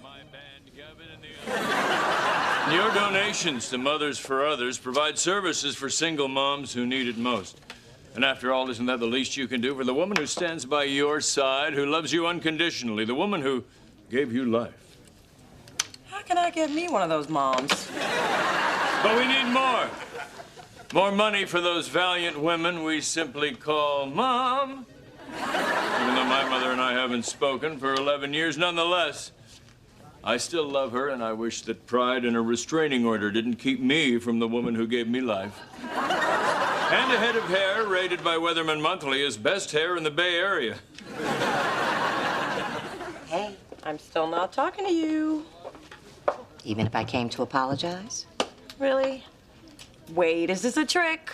Lure me into a false sense of security and then tell everybody here about my crooked pinky toe? Look, Mona, I never meant to hurt Dee Dee. And I know I'm not the most tactful person in the world, but... And don't say it's part of my charm. Well, it is. And it's also a part of who I am. My mother never sugarcoated anything. She just said it like it was. Made me strong, so that's how I raised you. Yeah, but don't you ever wish that Grandma weren't so blunt? Only every damn day. Good point. I'm sorry. I really will try to do better. Thanks, Ma.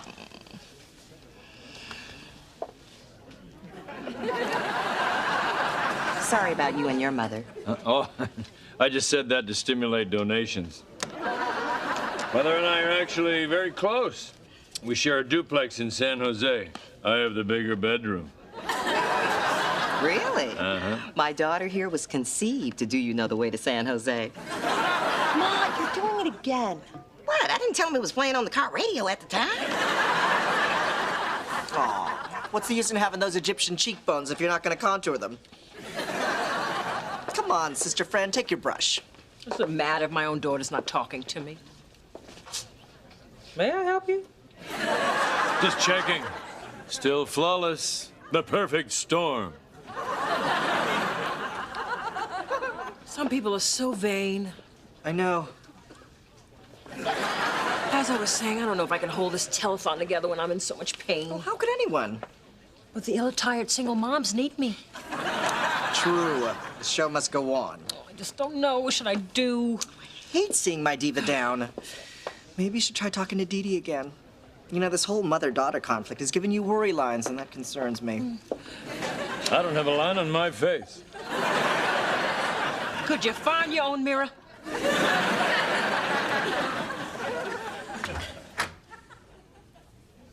Daddy, what are you doing here? Your mother called and told me what happened. So how are things going? Well, I'm fine. Terrific. Never better. Are you really my father? Well, how do you expect me to feel? I discover after all these years that my very existence is based in a lie? Sweetheart, let me try and put things in perspective. You see, your mother and I were already planning our wedding when we found out that she was 4 months pregnant with you. 4 months? But Mom looks so skinny in all your wedding pictures. That's because she surrounded herself with really fat bridesmaids.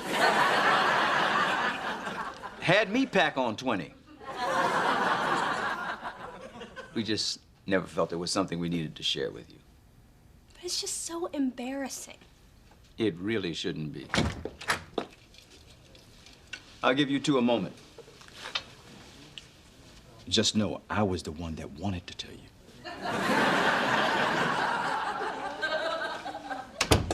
I suppose your father already gave you all the unsavory details. His years with Phyllis made him an expert. What I still can't figure out is why you are obsessed with rewriting history to make everything seem perfect. I'd love to have some fabulous explanation. Like I'm an actress and it's all about illusion. But that's not it. Dear, this wasn't about you. It's about me.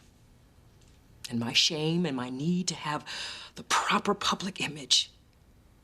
But more importantly, I didn't tell you because I didn't want you to feel like you were less than, that you were a mistake. But by not telling me, that's exactly how you made me feel. I realize that now. know. You were the best thing a poor girl from Rocky Mountain, North Carolina, ever did with her life. You made me whole. Oh. Mom, I appreciate you're trying to protect me, but I need you to promise me that from now on you're gonna be completely honest. With you, yes, I'll try. But with your father, still gonna be Buy, lie, and deny. And as we approach our goal, let me remind you what a great cause this is. Mona, promise me in the future you'll tell me everything. Okay. You were totally bald and wore a baby wig until you were 2. God, you're just like your mother. And don't forget, tomorrow I'll be doing the weather live from the cell of the Birdman of Alcatraz. I'm predicting it'll be lonely and damp with no chance of escape. Now it's my pleasure to introduce an amazing talent and our biggest donor today, the one, the only, Dee Dee LaFontaine. Dee Dee LaFontaine? What? Did somebody say send in the clowns?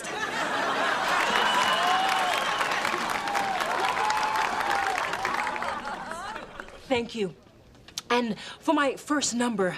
Her first number? Oh, hell no. I'm going to sing a wonderful song of independence and enduring love. Maestro?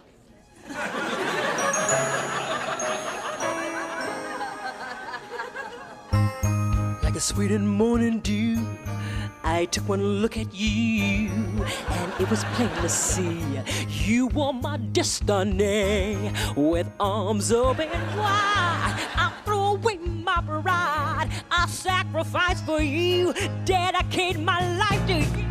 I will go where you lead, always there in time of need. And when I lose my will, you'll be there to push me up the hill. There's no looking back for us. They both have some pipes. Sing it, sisters. That's enough. You're all I need to get by.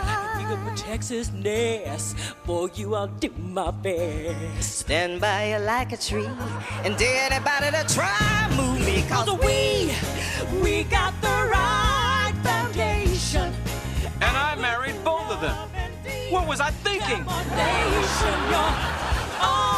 You're all I want to strive for and do a little more for. All the joys under the sun wrapped up into one. You're all I need. You're all I need. You look so beautiful in your wedding pictures. I can barely tell you're pregnant. Thank God for cousins who cheat on Weight Watchers. Wait a minute. Who's this behind the pillar? It looks like my mom. She was at your wedding? News to me. But it does explain who snapped the bride's head off the wedding cake.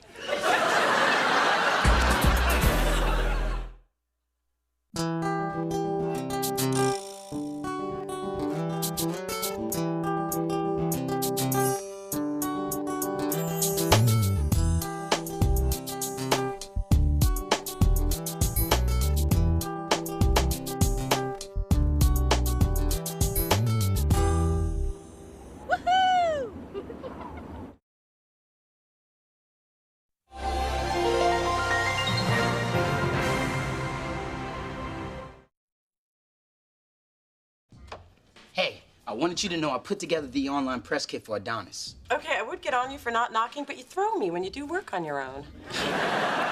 Well, I tried calling you from my office, but your line was busy. Oh, sorry, Spence. My mom has been calling all morning, so I took the phone off the hook. I can barely get any work done.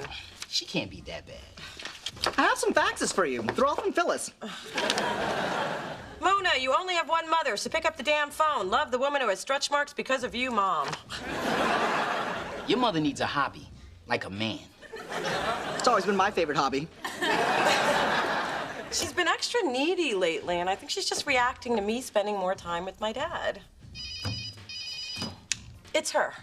You should answer it. It might be important. Yeah, Ma? Wow, I am glad you called. Captain Midnight just coughed up a 2-pound hairball. Actually, she faxed a picture of it. it was important to the cat.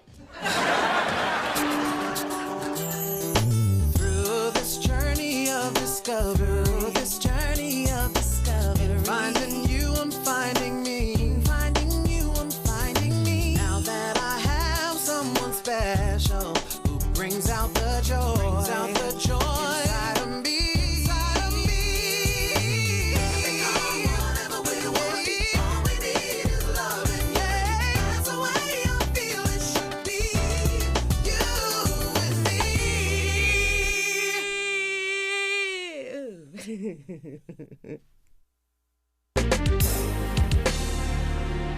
Mona, I know you wanted a quiet evening alone after a hectic day of dodging your mother, so I got you your favorite Blair Underwood film since I know how much you love him. Wait a minute, you love him. And so will you as soon as he flashes that flawless smile or rips off his shirt, whichever you see first. You are a good little sister. Your hot chocolate is right there, but be careful. 2 big sips of my special sleepy time mix and you are crashing like a... Still not quiet. Oops, sorry. Just relax. There is nothing here to disturb your quiet, peaceful tranquility. Why the hell is it so dark in here? I got nothing to do. I knew you had nothing to do, so I thought we'd do it together. What we watching? My nerves shatter into 1,000,000 pieces. Ooh, I haven't seen that one. Sounds scary. It is. Well, you might as well stick around, too. Yay! Girls' night out. Only in. Bring on the Blairathon. Oh, Phyllis, I've been trying to get a hold of you, but your phone's always busy. Gee, I wonder who she's calling. Remember my professor, Martin Wilkins? He played poker with us that one time? You mean the bitter, sad sack going through that nasty divorce who walks around with a chip on his shoulder, mad at the world, and disgruntled with life in general? Yeah, him. He's very interested in you. Set it up. What? He's working, breathing, and we both hate our exes. And I never turn down a free meal from a younger man. After we eat, I'm gonna have to share my Pepto with him. Thanks for thinking of me, Dee Dee. Where are you going? I gotta go dust off my dating clothes and start shaving everything I can reach.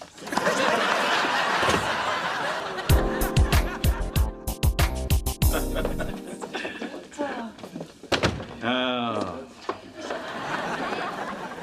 You know, Charles, it's nice of you to take the trash out of Mona's, but you can't just leave big items like that out on the curb. So, Martin, I see you still honoring your Boy Scout commitment by helping a little old lady. So you're my daughter's professor. I've heard a lot about you. And you must be the ex-husband. I've heard a lot about you as well. From the way Phyllis described you, I thought you'd be about 2 feet tall. That's just how I felt when I was married to her. That's nothing. When I was married, I only felt the crumbling facade of my will to live. Well, that's all behind you now. Marty and I are on a 3rd date. That's wonderful. Blink one time if you need help. 3rd date with Phyllis. That explains the sadness in your eyes. That's an astigmatism. My ex-wife took my glasses in the divorce. But she left the best part for me. Marty and I had a fantastic night. It's the longest I've spent with a woman without curling up into the fetal position and clutching my wallet. Give it time, buddy. Give it time. Hey. Hey.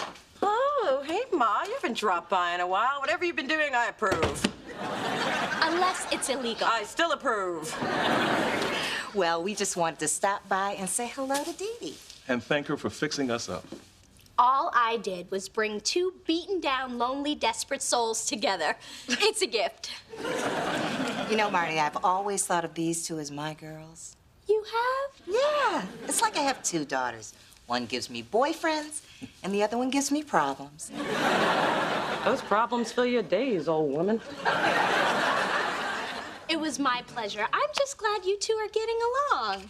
I've had a delightful evening, except for the awkward banter in the hall and the family tension you could cut with a knife.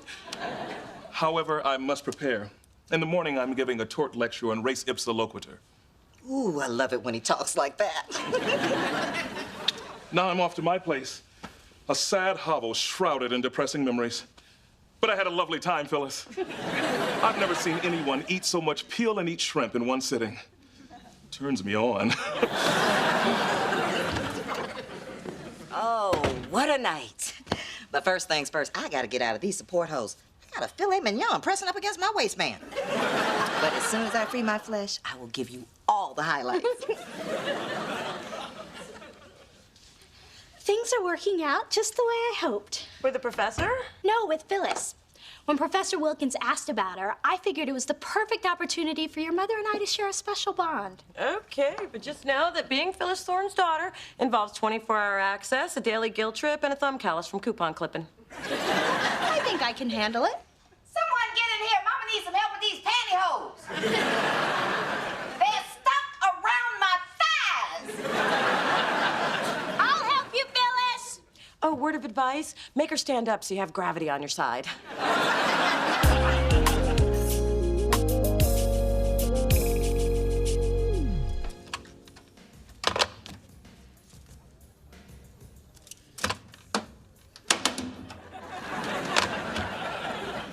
You know, picking it up every so often isn't gonna make the men call.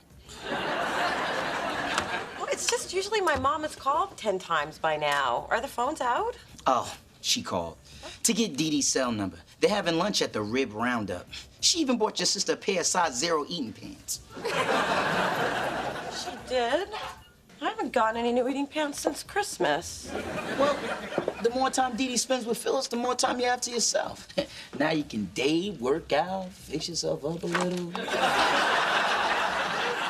You're bringing me down. Are you trying to take my mom's place? Aw, don't worry. I'm here for you. You know you can always count on me. I'm your rock, huh? Thanks, Spence. You know, it's nice to know that you'll always be there. Sandwich cart's here. Rock's gotta eat.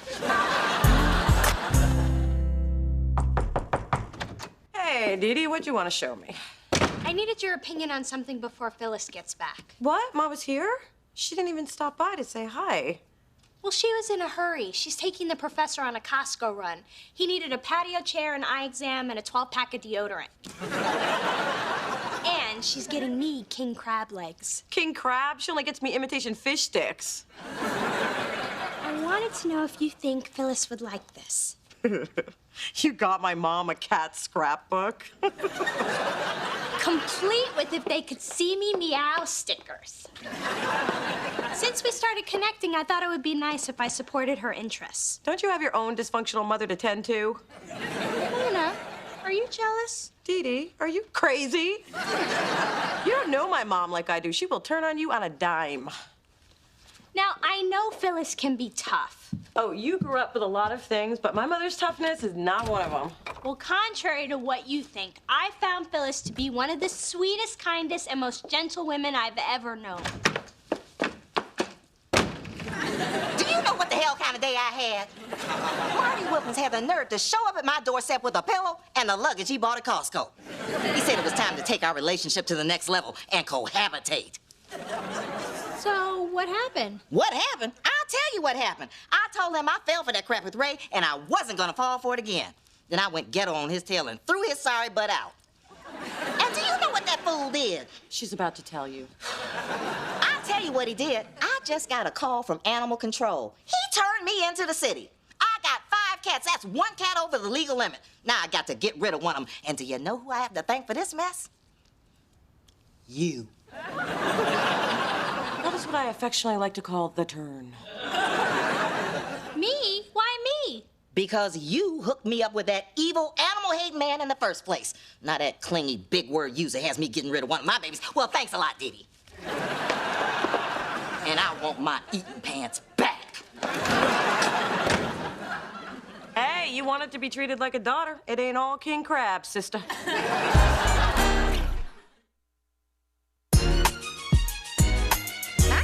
Without my cats, and they can't make it without me. Captain Midnight is diabetic, Valentino suffers from depression, Eartha Kitty is bulimic, Commander Paws has anxiety issues, and then there's Fred. He licked himself bald. And Fred can't make it without Commander Paws. Oh, wow, I don't know what's more scary, the fact that you have 5 cats or that you took the time to diagnose them. Well, I wouldn't be going through any of this if it weren't for your sister. Don't worry, Ma. We'll figure this out. One daughter may have lost one of your cats, but the other will help you find it a good home. Hey, why can't you keep one? Because Dude, every time I looked at it, it would just remind me of the horrible, horrible injustice that has been done to you by Dee Dee. Ooh. Knew I shouldn't got close to a Dee Dee. From now on, we don't say their names. We just use their initials. No, wait. Damn those You know the cows I'm talking about. And it all just went so wrong. I don't know how to fix things with Phyllis. Can't fix things with that woman. I tried for years. Sometimes I still wake up screaming. And why on earth do you want to fix things? I mean, if you ask me, this is a wonderful situation. One we should celebrate with tequila shooters. How about some imported Russian caviar? I know you bought some. I saw the charge when I paid your credit card bill. You two are not helping me. Mother, don't you have one of those crazy stories to tell me? The time, blah, blah, blah. The place, blah, blah, blah. Oh, Mother dear. You can't expect me to fix every problem or teach you every lesson. I mean, I taught you never to take candy from strangers. Or Phyllis. No running with scissors, unless you're chasing Phyllis. I can't believe I got myself into this. Honey, the only suggestion I have is to talk to Mona. If you can find a 15-minute window when Phyllis isn't sprawled on the couch eating a bag of pork rinds.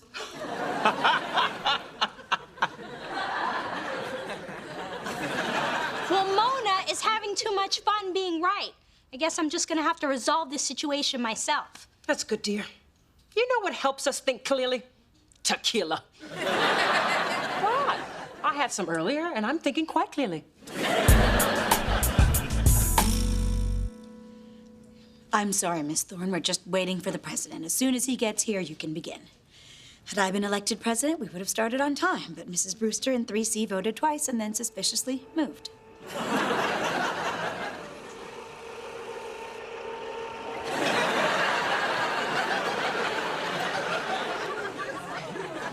Okay, people, what do we got tonight? Anything juicy? We're dealing with the Phyllis Thorne matter. If I were president, I would have read my agenda before I scooted into the meeting. You lost, Angela. Get over it. Now let's talk about that big-mouthed broad with all the cats. About said broad. Sir, Miss Thorne loves her 5 cats very much. Now, I'm aware that the city of San Francisco has a very strict pet policy. However, upon further investigation, I discovered that this board could override the city by a unanimous vote. Can we move this along? It's water aerobics night down at the pool, and I want to try to get as close as I can to the babe with the big chimichangas. She likes to nuzzle. Clearly, you're not aware that our policy is stricter than the city's. 1 pet per person. I know, I introduced the legislation. 1 pet per person? So she isn't just over the limit by 1 cat, she's over by 4. You're not very good at math, are you? You know, let's revisit this topic after you've been nuzzled. So not only does Catwoman have to get rid of 4 felines, she owes us $500 for each violation. Yeah, it's $2,000. Just enough to install a non-slip ramp down to the laundry room. Now I don't have to wear a helmet. And for turning Phyllis in, you get your picture in the monthly newsletter with our president. At least until the next election. Say cheese, shorty.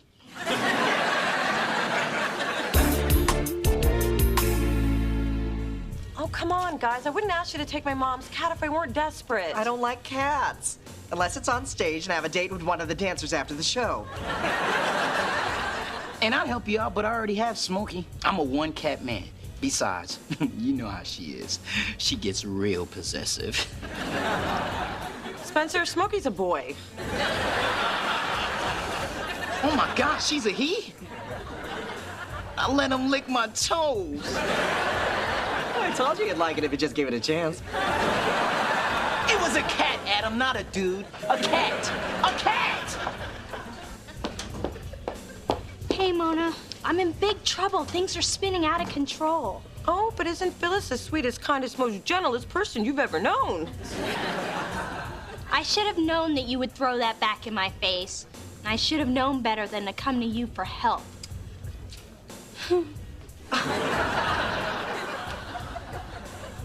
Dee Dee, why don't we go in my office so we can talk about this? That's better.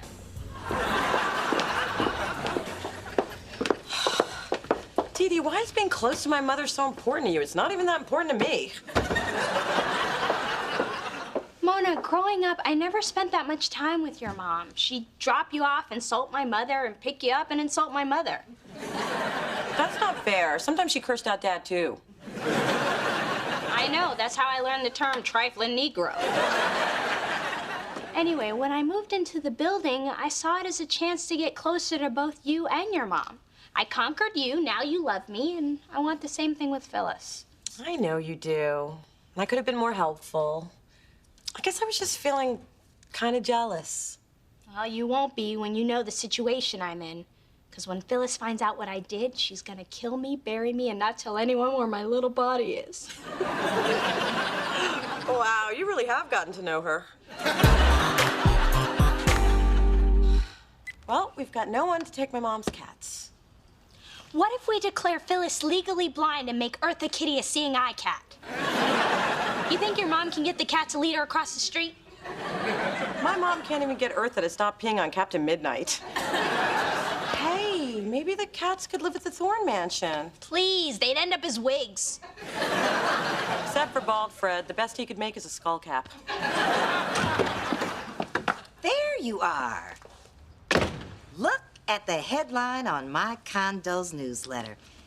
Catwoman breaks property clause, C-L-A-W-S. Oh, I get it. Clause. That's kind of clever, right? No. And guess who ratted Catwoman out? What a pretty woman I've never seen before. I also got a notice telling me I owe them $2 grand, thanks to you. Phyllis, I can explain. Can you explain it to my 5 cats why I gotta put them in the bathtub and let them fight it out gladiator style? That's better than anything we came up with. See, this is what I get for getting too close to you. Now, wait a minute, Ma. Let's look at this another way. Yes, another way. Did I say you could speak? Go ahead, and this better be good. Oh, there is an upside to all this. In fact, the more I think about it, it's a terrific opportunity. How?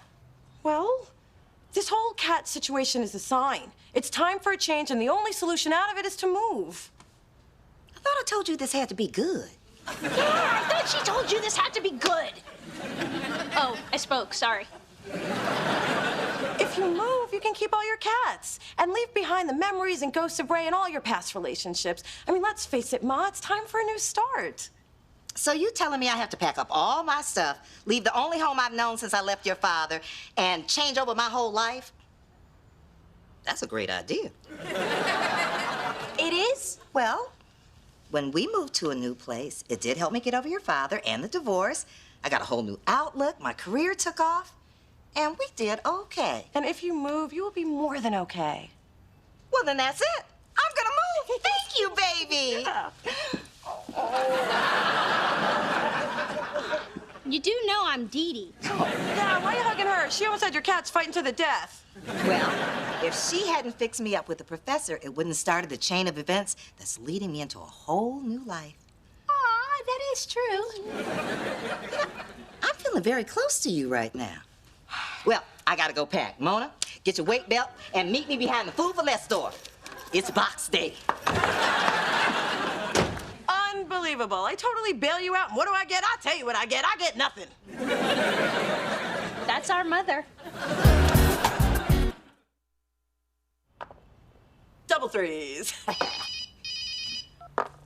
Hello? Oh, Ma, where are you?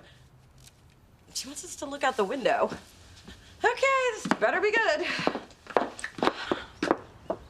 Hey, I see her. She's waving at us from that window across the street. What? What do you mean you're thinking about renting that apartment? We have got to stop our mother. Our mother? That's your mama.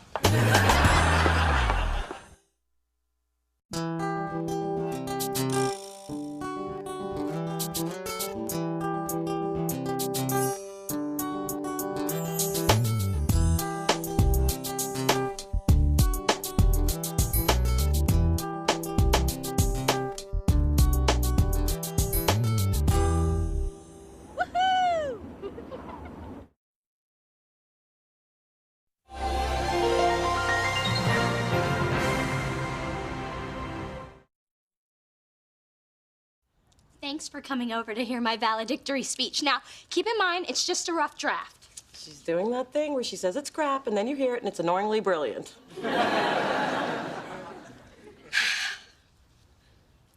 It is with great pleasure and pride that I stand before you, my fellow graduates. Oh, my baby's growing up. I'm sorry. Continue. That's all I've got so far. How long have you been working on this? 2 months. I'm having a little trouble. How can I be expected to motivate my class with a speech when I don't even have a job? Well, what do you think about somebody who inspires you? Well, there is one man. He's eloquent, sophisticated, stylish, with just a hint of thug. Thank you, sweetheart. Not a lot of people see the thug in me. Daddy, as wonderful as you are, I was actually talking about Blair Underwood. He's always been my muse. He's the perfect person. Everyone should have one. Dee Dee, the man's an actor. He plays characters. They're not real. He's very real to me. Besides, you have your freakish thing for Simon Cowell. And I have Blair. I fathered you, financed you, fought for you. And you're saying I don't have enough thug in me to be your muse? I can get gully with the best of them. Feel me? Please don't ever do that again. Through this journey of discovery, finding you, I'm finding me. Finding you, I'm finding me. Now that I have someone special who brings out the joy, inside of me. Whatever we want, all we need is loving. Yeah, that's the way I feel it should be. You and me.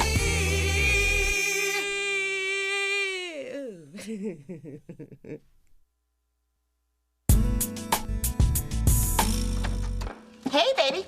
Brought you some leftovers from the grub hut. And I have some great news.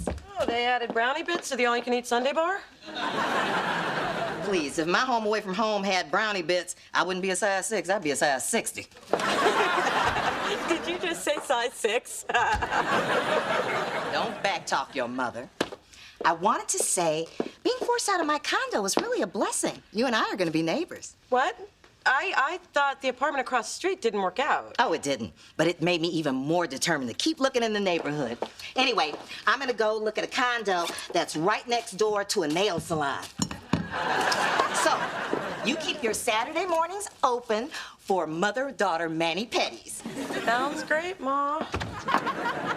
Phyllis, you're here. Shocking. Now, Milo D is graduating on Saturday, and I'd like to confirm your attendance. And remember, Phyllis, the ceremony is dressy, so dust off your finest polyester and your best petroleum byproduct shoes. And since the ceremony's outside, you remember, grass is for standing, not grazing. Lamb Chop, you'll be riding in the limousine with your father, Dee Dee, Drew, and me. Oh, great. Will they have champagne? Because I'm gonna need it. I just found out my mom wants to move into this neighborhood. What could be worse? I got nothing. Hey, Mona. Oh, hi, Mom. Why the long face, Lodi? I can't tell you how many times in the past few months I have heard, I'm sorry, Miss Thorne, but there's just a glut of lawyers right now. Where were you 3 months ago? I'll tell you where it was 3 months ago, losing the great job I had lined up before the damn firm fell apart. Oh, Dee Dee, don't be so hard on yourself. Lots of people don't have jobs when they graduate. You'll find something to do in the meantime. Sweet cheeks. Not helping. My daughter's not lots of people. I mean, what do you expect her to do? Sell churros at Six Flags? That's what I did.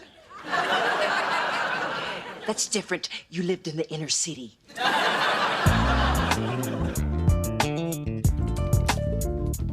This sucks.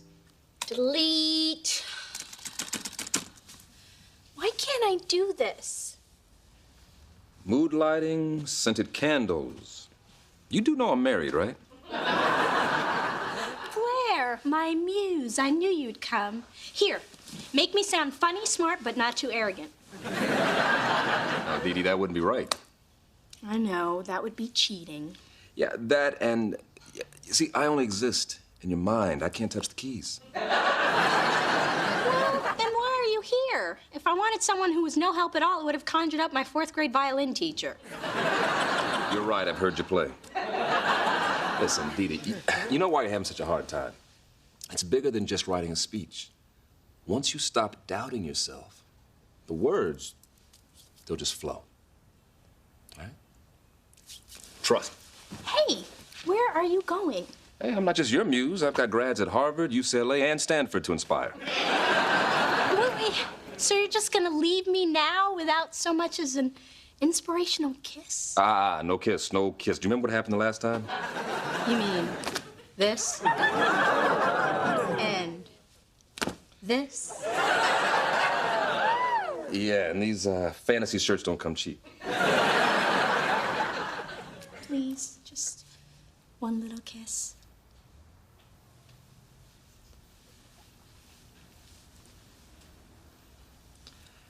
You can do this. Damn! I always wake up before the good stuff.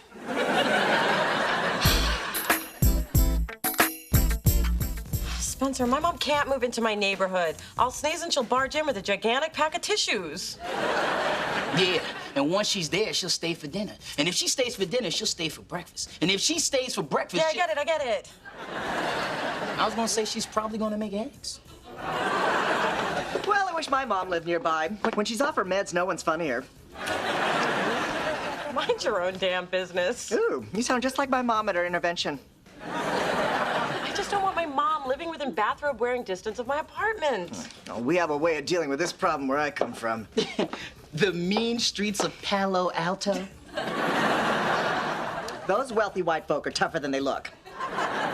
Anyway, to keep the undesirables away, i.e. anyone wearing a Hawaiian shirt, lycra, or a fanny pack, we simply made our territory seem as unattractive as possible. One time, we even threw a Starbucks cup on the ground. Hey, maybe there's a way to make my neighborhood unattractive. Yeah, sit on your stoop and eat spaghetti. That's pretty ugly.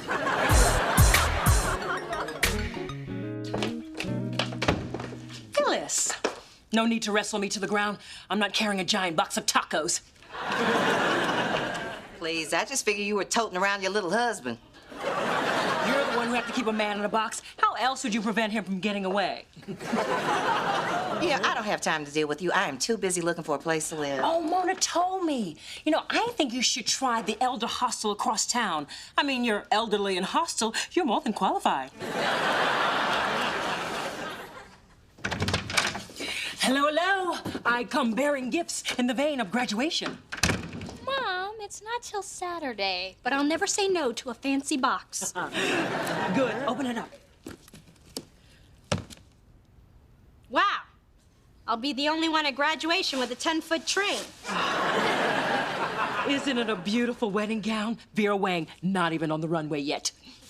Mom, I'm not getting married anytime soon, and just because I've had a few setbacks, looking for a job doesn't mean I'm ready to give up. It's a sign, dear. And it's time for Plan B. And Plan B stands for be a bride. Mom, I thought we were past this. I've spent 3 years working my butt off to become a lawyer, and you need to respect and support my dream. I do. But can't we concentrate on a different part of your life right now? I mean, look at Condoleezza Rice. She is a cautionary tale, dear. She has a career but no man. Home every Saturday night putting on her Crest white strips. Saying her prayers in Mandarin and going to bed alone. I assure you, her mother is crying herself to sleep. Now, Dee Dee, as a thorn, we're either married or employed. And I think we've established the lack of employment here. So, the time has come to find you a man. That is such an antiquated way of thinking, and you can forget it because Plan A is still in effect, and Plan A stands for achieve attorneyhood. Poor thing thinks she's in control of her own destiny, just like her father.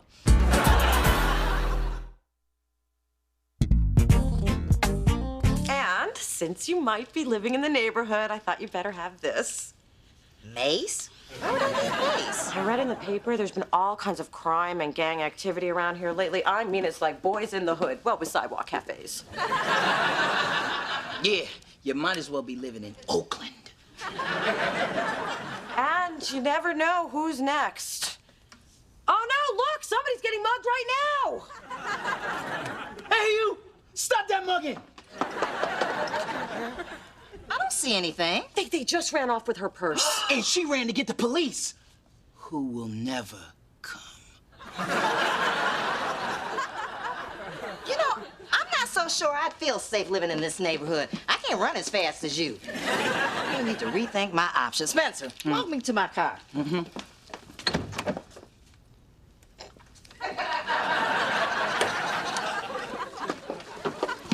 I'll be sure to show the graffiti on the side of the building. Since when is there graffiti on the side of the building? Since I put it there. But don't worry, it's in chalk. Washes right off.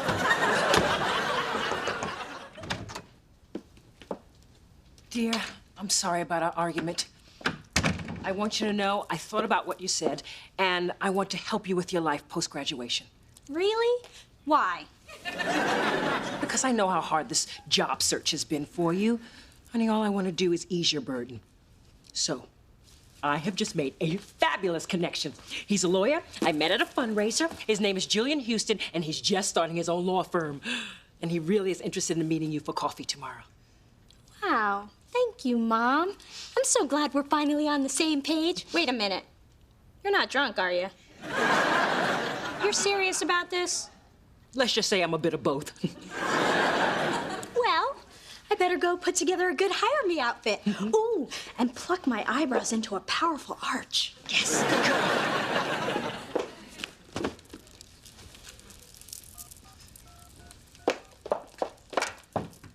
Hello, Julian. Mrs. Thorne. Yes, your blind date with Dee Dee is all arranged. If all goes according to plan, you'll fall in love, you'll get married, and our families will be one step closer to being the Black Kennedys. Thank you so much for taking the time to meet with me, Julian. I was about to tell you the same thing. From what your mother said, I think we're a good match. Well, I can assure you that what I lack in experience, I more than make up for with enthusiasm. I like that. So, you're just about to graduate from law school? Of course, Bolt. Top of my class, valedictorian. What can I say? I like to be on top. Hey, less work for me. So tell me a little more about Dee Dee. Well, I hate to admit it, but I'm actually a little desperate right now. Nothing to be ashamed of. I mean, it's kind of late in the game for me not to have any prospects, so I'm prepared to start at the bottom and work my way up. I haven't had a woman offer me that since I was in Amsterdam. Dee Dee, I love your candor. Well, if you think I'm direct now, wait till you see me in action. I go straight to it. So do you think tonight will be too soon for a second date? Second date? I hope you don't consider this the first one. I'm here for a job interview. Your mother said this was a blind date. Of course she did. Julian, I am terribly sorry to have wasted your time. So you're not really desperate, and you don't really like to be on top? I don't think I know you well enough to have this conversation. Hey, baby. Hey, Ma. I'm a little parched, so I stopped by on my way to meet with my realtor. He's showing me a townhouse right down the street. But what about all the crimes, the gangs, the danger, the pink and yellow graffiti? Well, you know, I went to the police station and they told me that your crime stats were wrong. You know what I blame? I'll tell you what I blame. Racism. They trying to keep me out of this neighborhood. But you know what? I shall overcome. Great, Ma. Don't let the man keep you down. I think what your mom did is horrible. I know, but I'm starting to wonder if I'm ever gonna land a good job. Maybe my mother's plan B for bride wasn't such a bad idea. Let me tell you a little story. The time, 1999, the place, Juan's Churro Shack, Six Flags. Not helping. In fact, that story is way too scary. Fine. The point would have been that after college, I didn't have a good job. But I knew one thing. I wanted to work in the music industry. So, much to the dismay of my mother, who, if you hadn't noticed, skipped Plan B for bride and went straight to Plan G for give me a grandbaby, I waited for something good to come along. And eventually, Spencer was able to hook me up with an internship at Delicious, and I got a great job. But I'm scared it won't happen for me. And your mom's scared, too. That's why she's acting the way that she is. But if you look beyond all the fear, you'll realize that everything is going to work out the way that it's supposed to. So just relax and go with life. When did you get so profound? Oh, we used to watch a lot of Oprah at the Churro Shack.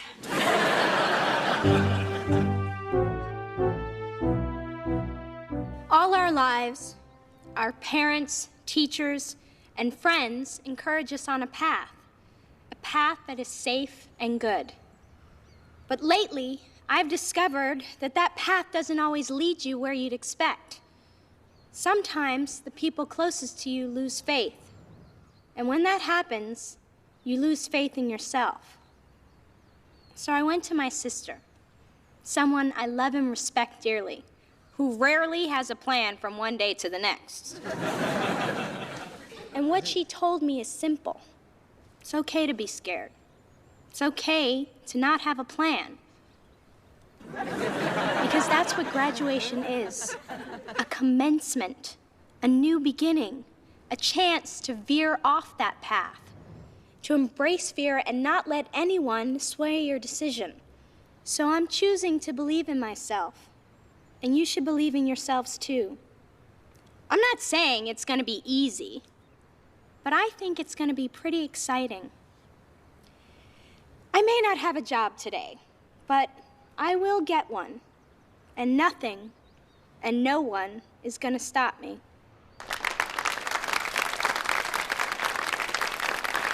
Thank you, sis. You.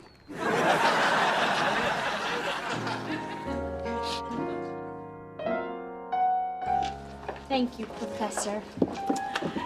Dee Dee, that was a beautiful speech, especially the part where you thanked me. Why didn't you thank me? I'm the one that made Mona the way she is. I'm the one who put all those obstacles in her way. I think I better go check on those mini crab cups. They're not out yet. I already checked. Then let's go get you a drink. Hey, Adam, did you get Dee Dee a gift that I can add my name to? I thought you were getting her a gift I could add my name to.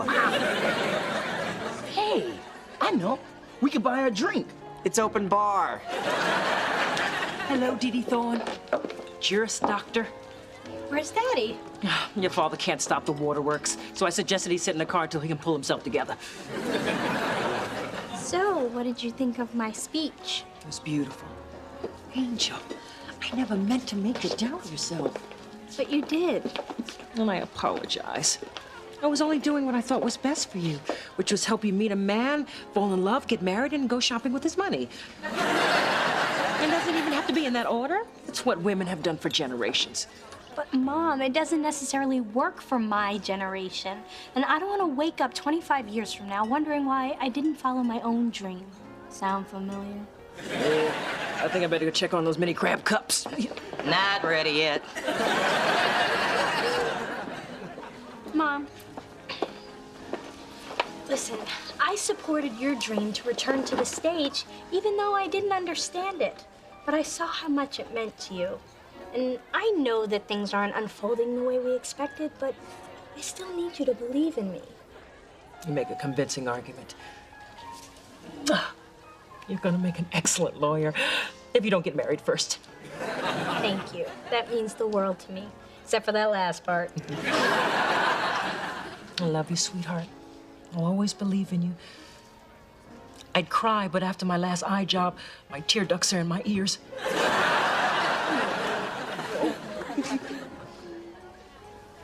Back to the car.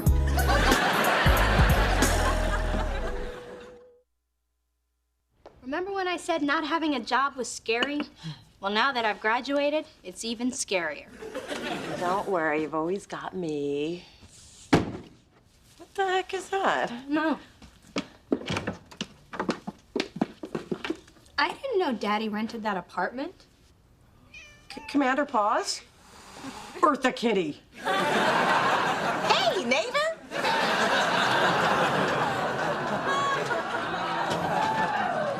Oh, God. Now I'm scared. There goes the neighborhood.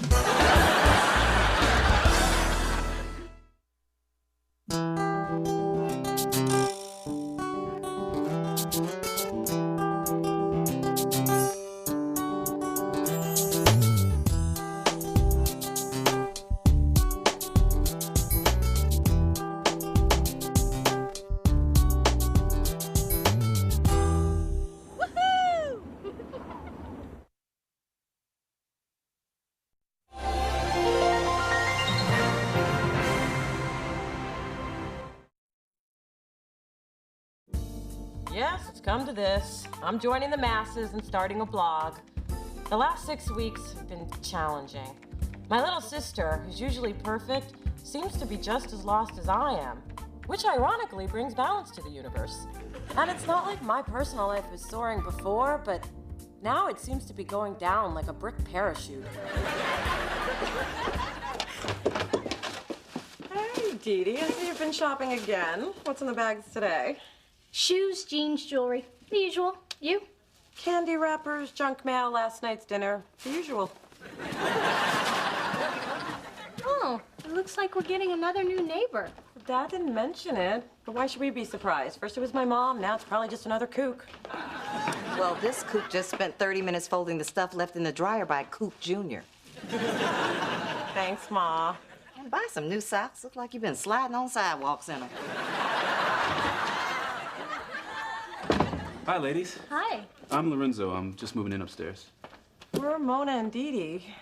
She's Mona. I'm Dee Dee. We live up there and down here. I live up there. She lives down here. Mona, Dee Dee, up there, down here. I got it. You know, it's a relief to meet you two.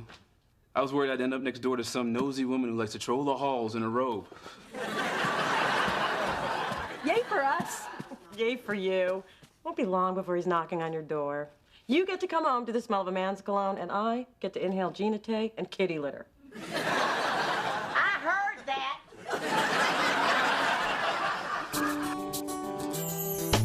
Through this journey of discovery, finding you, I'm finding me. Finding you, I'm finding me. Now that I have someone special who brings out the joy, inside of me.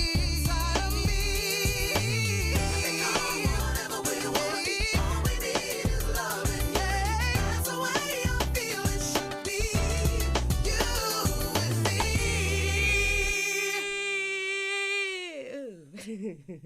me. Greetings and salutations, well-compensated VP of A&R.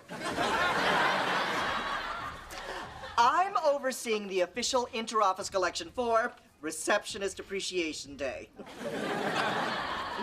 Big bills are welcome. I'm not giving you money, Adam. Then how do you plan to appreciate me? By not telling everyone there's no such thing as Receptionist Appreciation Day. Mona, what do you think this outfit says about me? That you're conservative and intellectual and pretty much everything you're not. Then I'm off to a good start. I just read this really inspirational book, Gumbo for the African American Soul. It made me realize I need to start taking my life more seriously. So I'm working on a wardrobe that reflects my new image. You read a book? See? It's that image I'm trying to change. This is the new Spencer, the Spencer who reads. And who'll be showing his appreciation in cash? Adam, there's no such holiday. All right, you got me. But it is my birthday. Go get my wallet. Lucky for me, there's a little of the old Spencer left. Hi, sis. You busy? I need a second opinion on this fabric. I'm doing some redecorating. I like that one. Really? Because I was leaning toward the pastel. It says freshness. Okay, then go with that one. Really?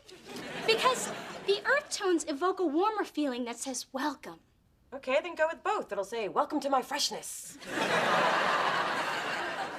You really aren't good at this, are you? Hey, you know, I could redecorate your office, which, by the way, is neither welcome or fresh.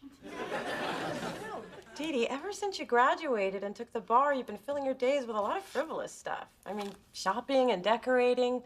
What happened to your drive? Look, every law firm in town has a copy of my resume. They know where to find me. Plus, I'm tired of all the rejection. Rejection is a part of life. Actually, according to my mother, it's the cornerstone. Now, opportunities are not going to magically just appear because you're Dee Dee. You need to get off your butt and actually do something productive with your life. Thank you, Mona. I really needed to hear that. Maybe not in such a harsh and judgmental way, but you do have to work in this drab office, and I can see how that would make you hostile.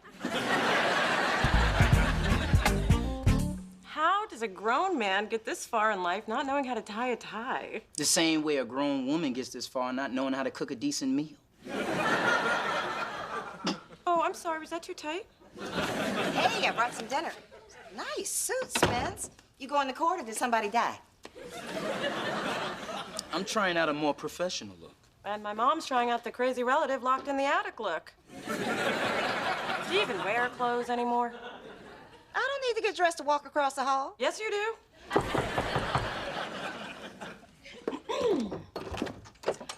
Hey, Lorenzo, y'all moved in? Yeah, and I'm pretty tired, but you know, I can't lay down until I figure out which box has my sheets in it. So do you happen to have any baking soda? Top cabinet, second shelf, right corner. I guess that's yes. Come on in. This is my mom, Phyllis, and that's Spencer. He's not a boyfriend. Thanks for clearing that up. Mona loves baking soda. She uses it for toothpaste, deodorant, upset stomach, gas. It does everything but keep my mom quiet. So, Lorenzo, is it? What brings you to the building? Well, I wanted to be closer to work. I'm a pastry chef at Citrine. Ooh. Nobody loves pastry like my Mona. Girl's a pastry-eating fool. Are you married? If you need anything else, stop by, just not when she's here, which is pretty much all the time, so I guess this is goodbye. Mona, didn't you see that brother was sending you signals? I bet he's still in the hallway figuring out his next move. Oh, please. He's not still in the hallway. Hey! What are you doing? Figuring out my next move. I really wanted to ask you out. She'll be there. Hello, Phyllis. Charles. Big Dee Dee. When did the dog join the circus? I see she's surrounded by a giraffe and a midget. And the bearded lady makes 4. Coco happens to be wearing the latest in canine couture. Some of us provide more for our pets than scraps of tuna and toys made from old pantyhose. Charles, here's a list of the upgrades I'll be needing for my apartment. What does she want? A larger shower door? Just soak down the sides and you'll slip right on through. I'll replace the ceiling fan. That's it. Fine.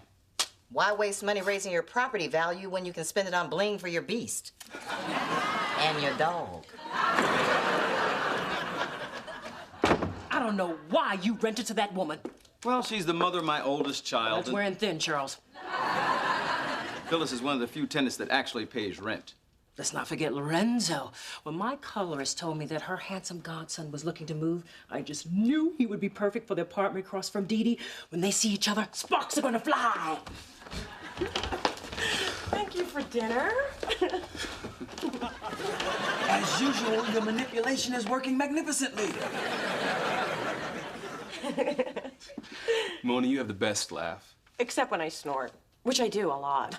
Well, I'm sure I'd like that too. Oh, no, it really bothers people. You'll see. I really had a good time tonight. Me too. Oh.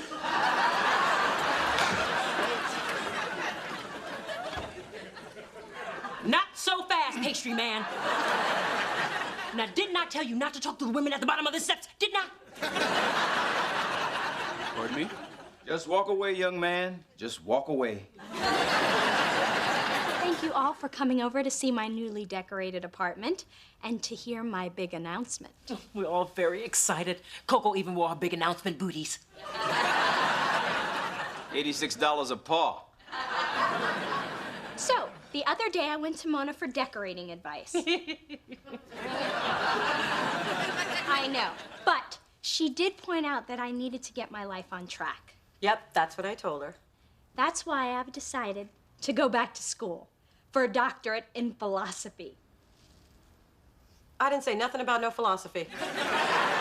And it's only a 2-year program, unless I do an emphasis in early German skeptics. Then it's 3. If I do a year of research abroad and take 2 to complete my dissertation, I'll be finished in 6 years, 8 max. And why are you looking at me like that, Daddy? Take a blink, dear. How do you intend to pay for all this education? And try coming up with an answer that doesn't include my name. But, Daddy, Heard my name? Well, it's not like we don't have the money. Correction. Your mother and I have the money. And I think by giving you everything, we've made your life a little too easy. Some call it easy. I call it love. I love you, Daddy. Sweetheart, you have a law degree. And going back to school is just another way for you to hide from the real world. It's got to end. It will. In 6 years, 8 max. I think that idea's dead, sis. Dee Dee, I'm doing this because you need to become a responsible, independent adult. And it's got to start now. Congratulations, you're on your own. I'm sorry, I don't understand. Charles, you can't be serious. Even Coco has an allowance. I'll show you how serious I am. I have kept a tally of your expenses since you turned 21. I thought you were just keeping track of your gas mileage. I'm clocking all expenses, Dee. I'll be quiet now. Baby girl, the Thorn line of credit extended to you is now due and payable.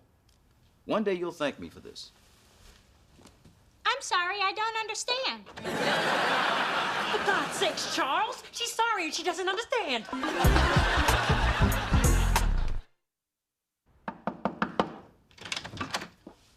Look at you, up and about.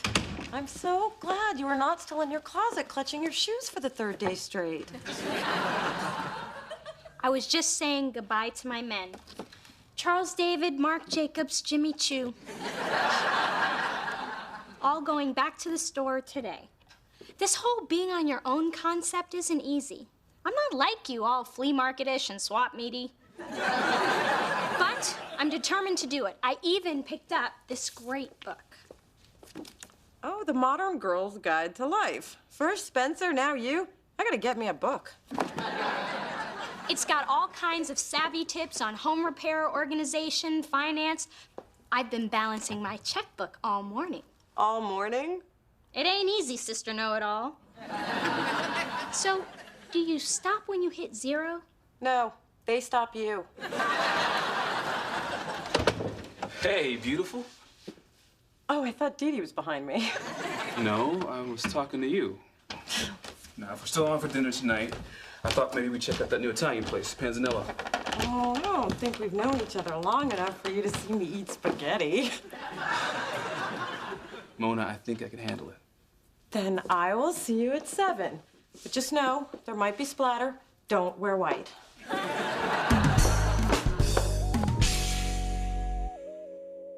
Whoa, where are your bagpipes? Hey, before you judge, GQ had a huge article about this look. Mad about plaid. You're reading way too much. It's not so bad. I'd keep the blazer and the shirt and lose the pants. Too basic? Nah, I just want you to walk around with no pants. I need coffee. I would have bought my own, but I'm on a freaking budget. Yeah, I said it. Hey, nice flowers, Adam. Who sent them to you? Someone named Lorenzo. He said he really enjoyed your date. What? I was gonna bring them to you when the water started to smell. So, Mona, things between you and Pastry Dude are really blow-up-tuating. I don't know if I'd say blow-up-tuating or if anyone else should. See, I like Lorenzo, but he's the kind of guy who could have any woman he wanted. And he wants you. Mona, the man's had 2 weeks to dump you, and he hasn't. Live the miracle. He did call twice this morning. He called? I even wrote it down the second time. Here. Mona, you've been buried behind your desk so long, you've lost the ability to recognize when the guy's feeling you. I'm sorry, but that outfit is clouding my ability to take you seriously. So, how'd your returns go? Not good. Apparently, if you pay with a credit card, it's against store policy to give you a cash refund. I'm telling you, going to the mall with no money was like being in a war zone. Sprinting past my favorite stores, dodging my regular salespeople to avoid explaining they haven't heard from their #1 customer because I've been captured by poverty and left to die in a moneyless pit. So lose my number and stop calling me. They call you? Mona, I have bills that I actually have to open and a bank account that's about to hit negative. Dee Dee, here's an option you obviously haven't considered. Get a job. I've been looking for months. What else you got? No, not a law job and anything to pay the bills until you're in front of a jury job. I mean, remember the real world Daddy was opening the door to? Well, this is it. And I would have suggested it sooner, but I didn't. Well, thanks for letting me struggle these last few days. My pleasure. No, really, it has been. Lorenzo, how did you get... Wow, candles and flowers and... Ooh, did you vacuum? Nah, that was me. You owe me a Hoover bag. Now, I'll just take a couple of these cream puffs and my hopes for a grandbaby and leave you two alone. I hope you don't mind. Your mom let me in. No, no. What woman doesn't want to come home to a little chocolate and brown sugar?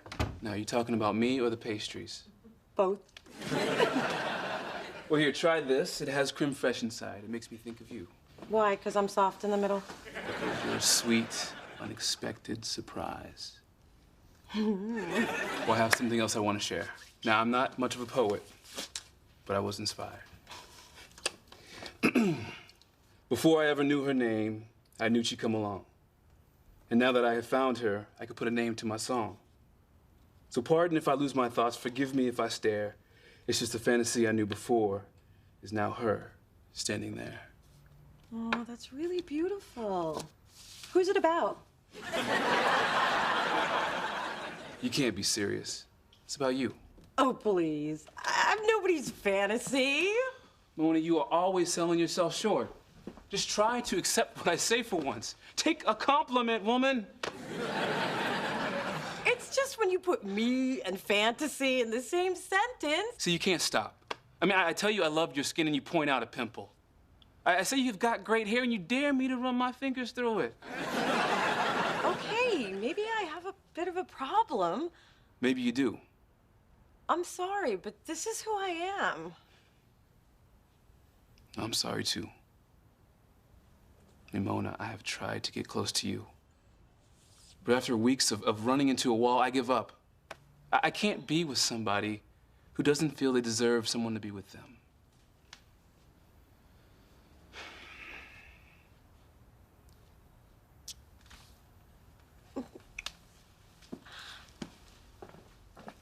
The souffle will be ready in 6 minutes. Just dust with powdered sugar and serve.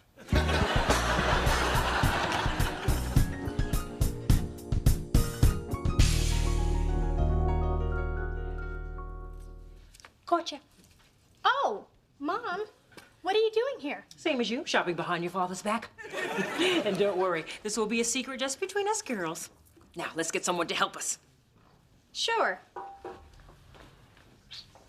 May I help you? Excuse me? I am that someone. I'm sorry, I don't understand. Mom, I applied for a job and I work here now. Has it come to this? My daughter, a shoe pusher. My baby, a working class thorn. Oh, I can't take it. Really, take it.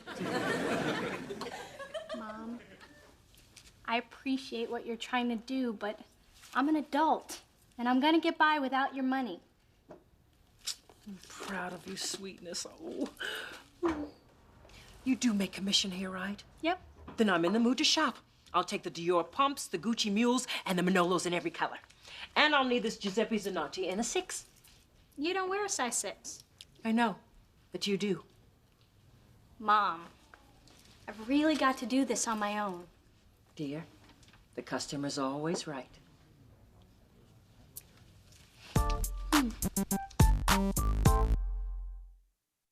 So, no date with Lorenzo tonight? Oh, that didn't work out. But he was such a great guy. Handsome, charming. Yeah, it just didn't work out, okay? Wow, how things have changed. It's a Saturday night and I'm dragging in from a minimum wage job and you... I guess things haven't changed all that much. Good night, Mona. Night, Dee Dee. You can do this, you know. I know.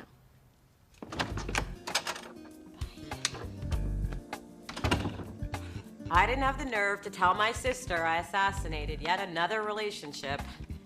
James Baldwin said, "Not everything we face can be changed, but nothing can be changed unless we face it." So I'm facing it. I'm so scared of getting hurt that I drive away anybody who tries to get too close. It's funny how life pushes us to grow, whether we're ready to or not. Today it became clear that if we're defeated in our own minds, we've already lost the battle. Well, I am not going down without a fight. Can I really change?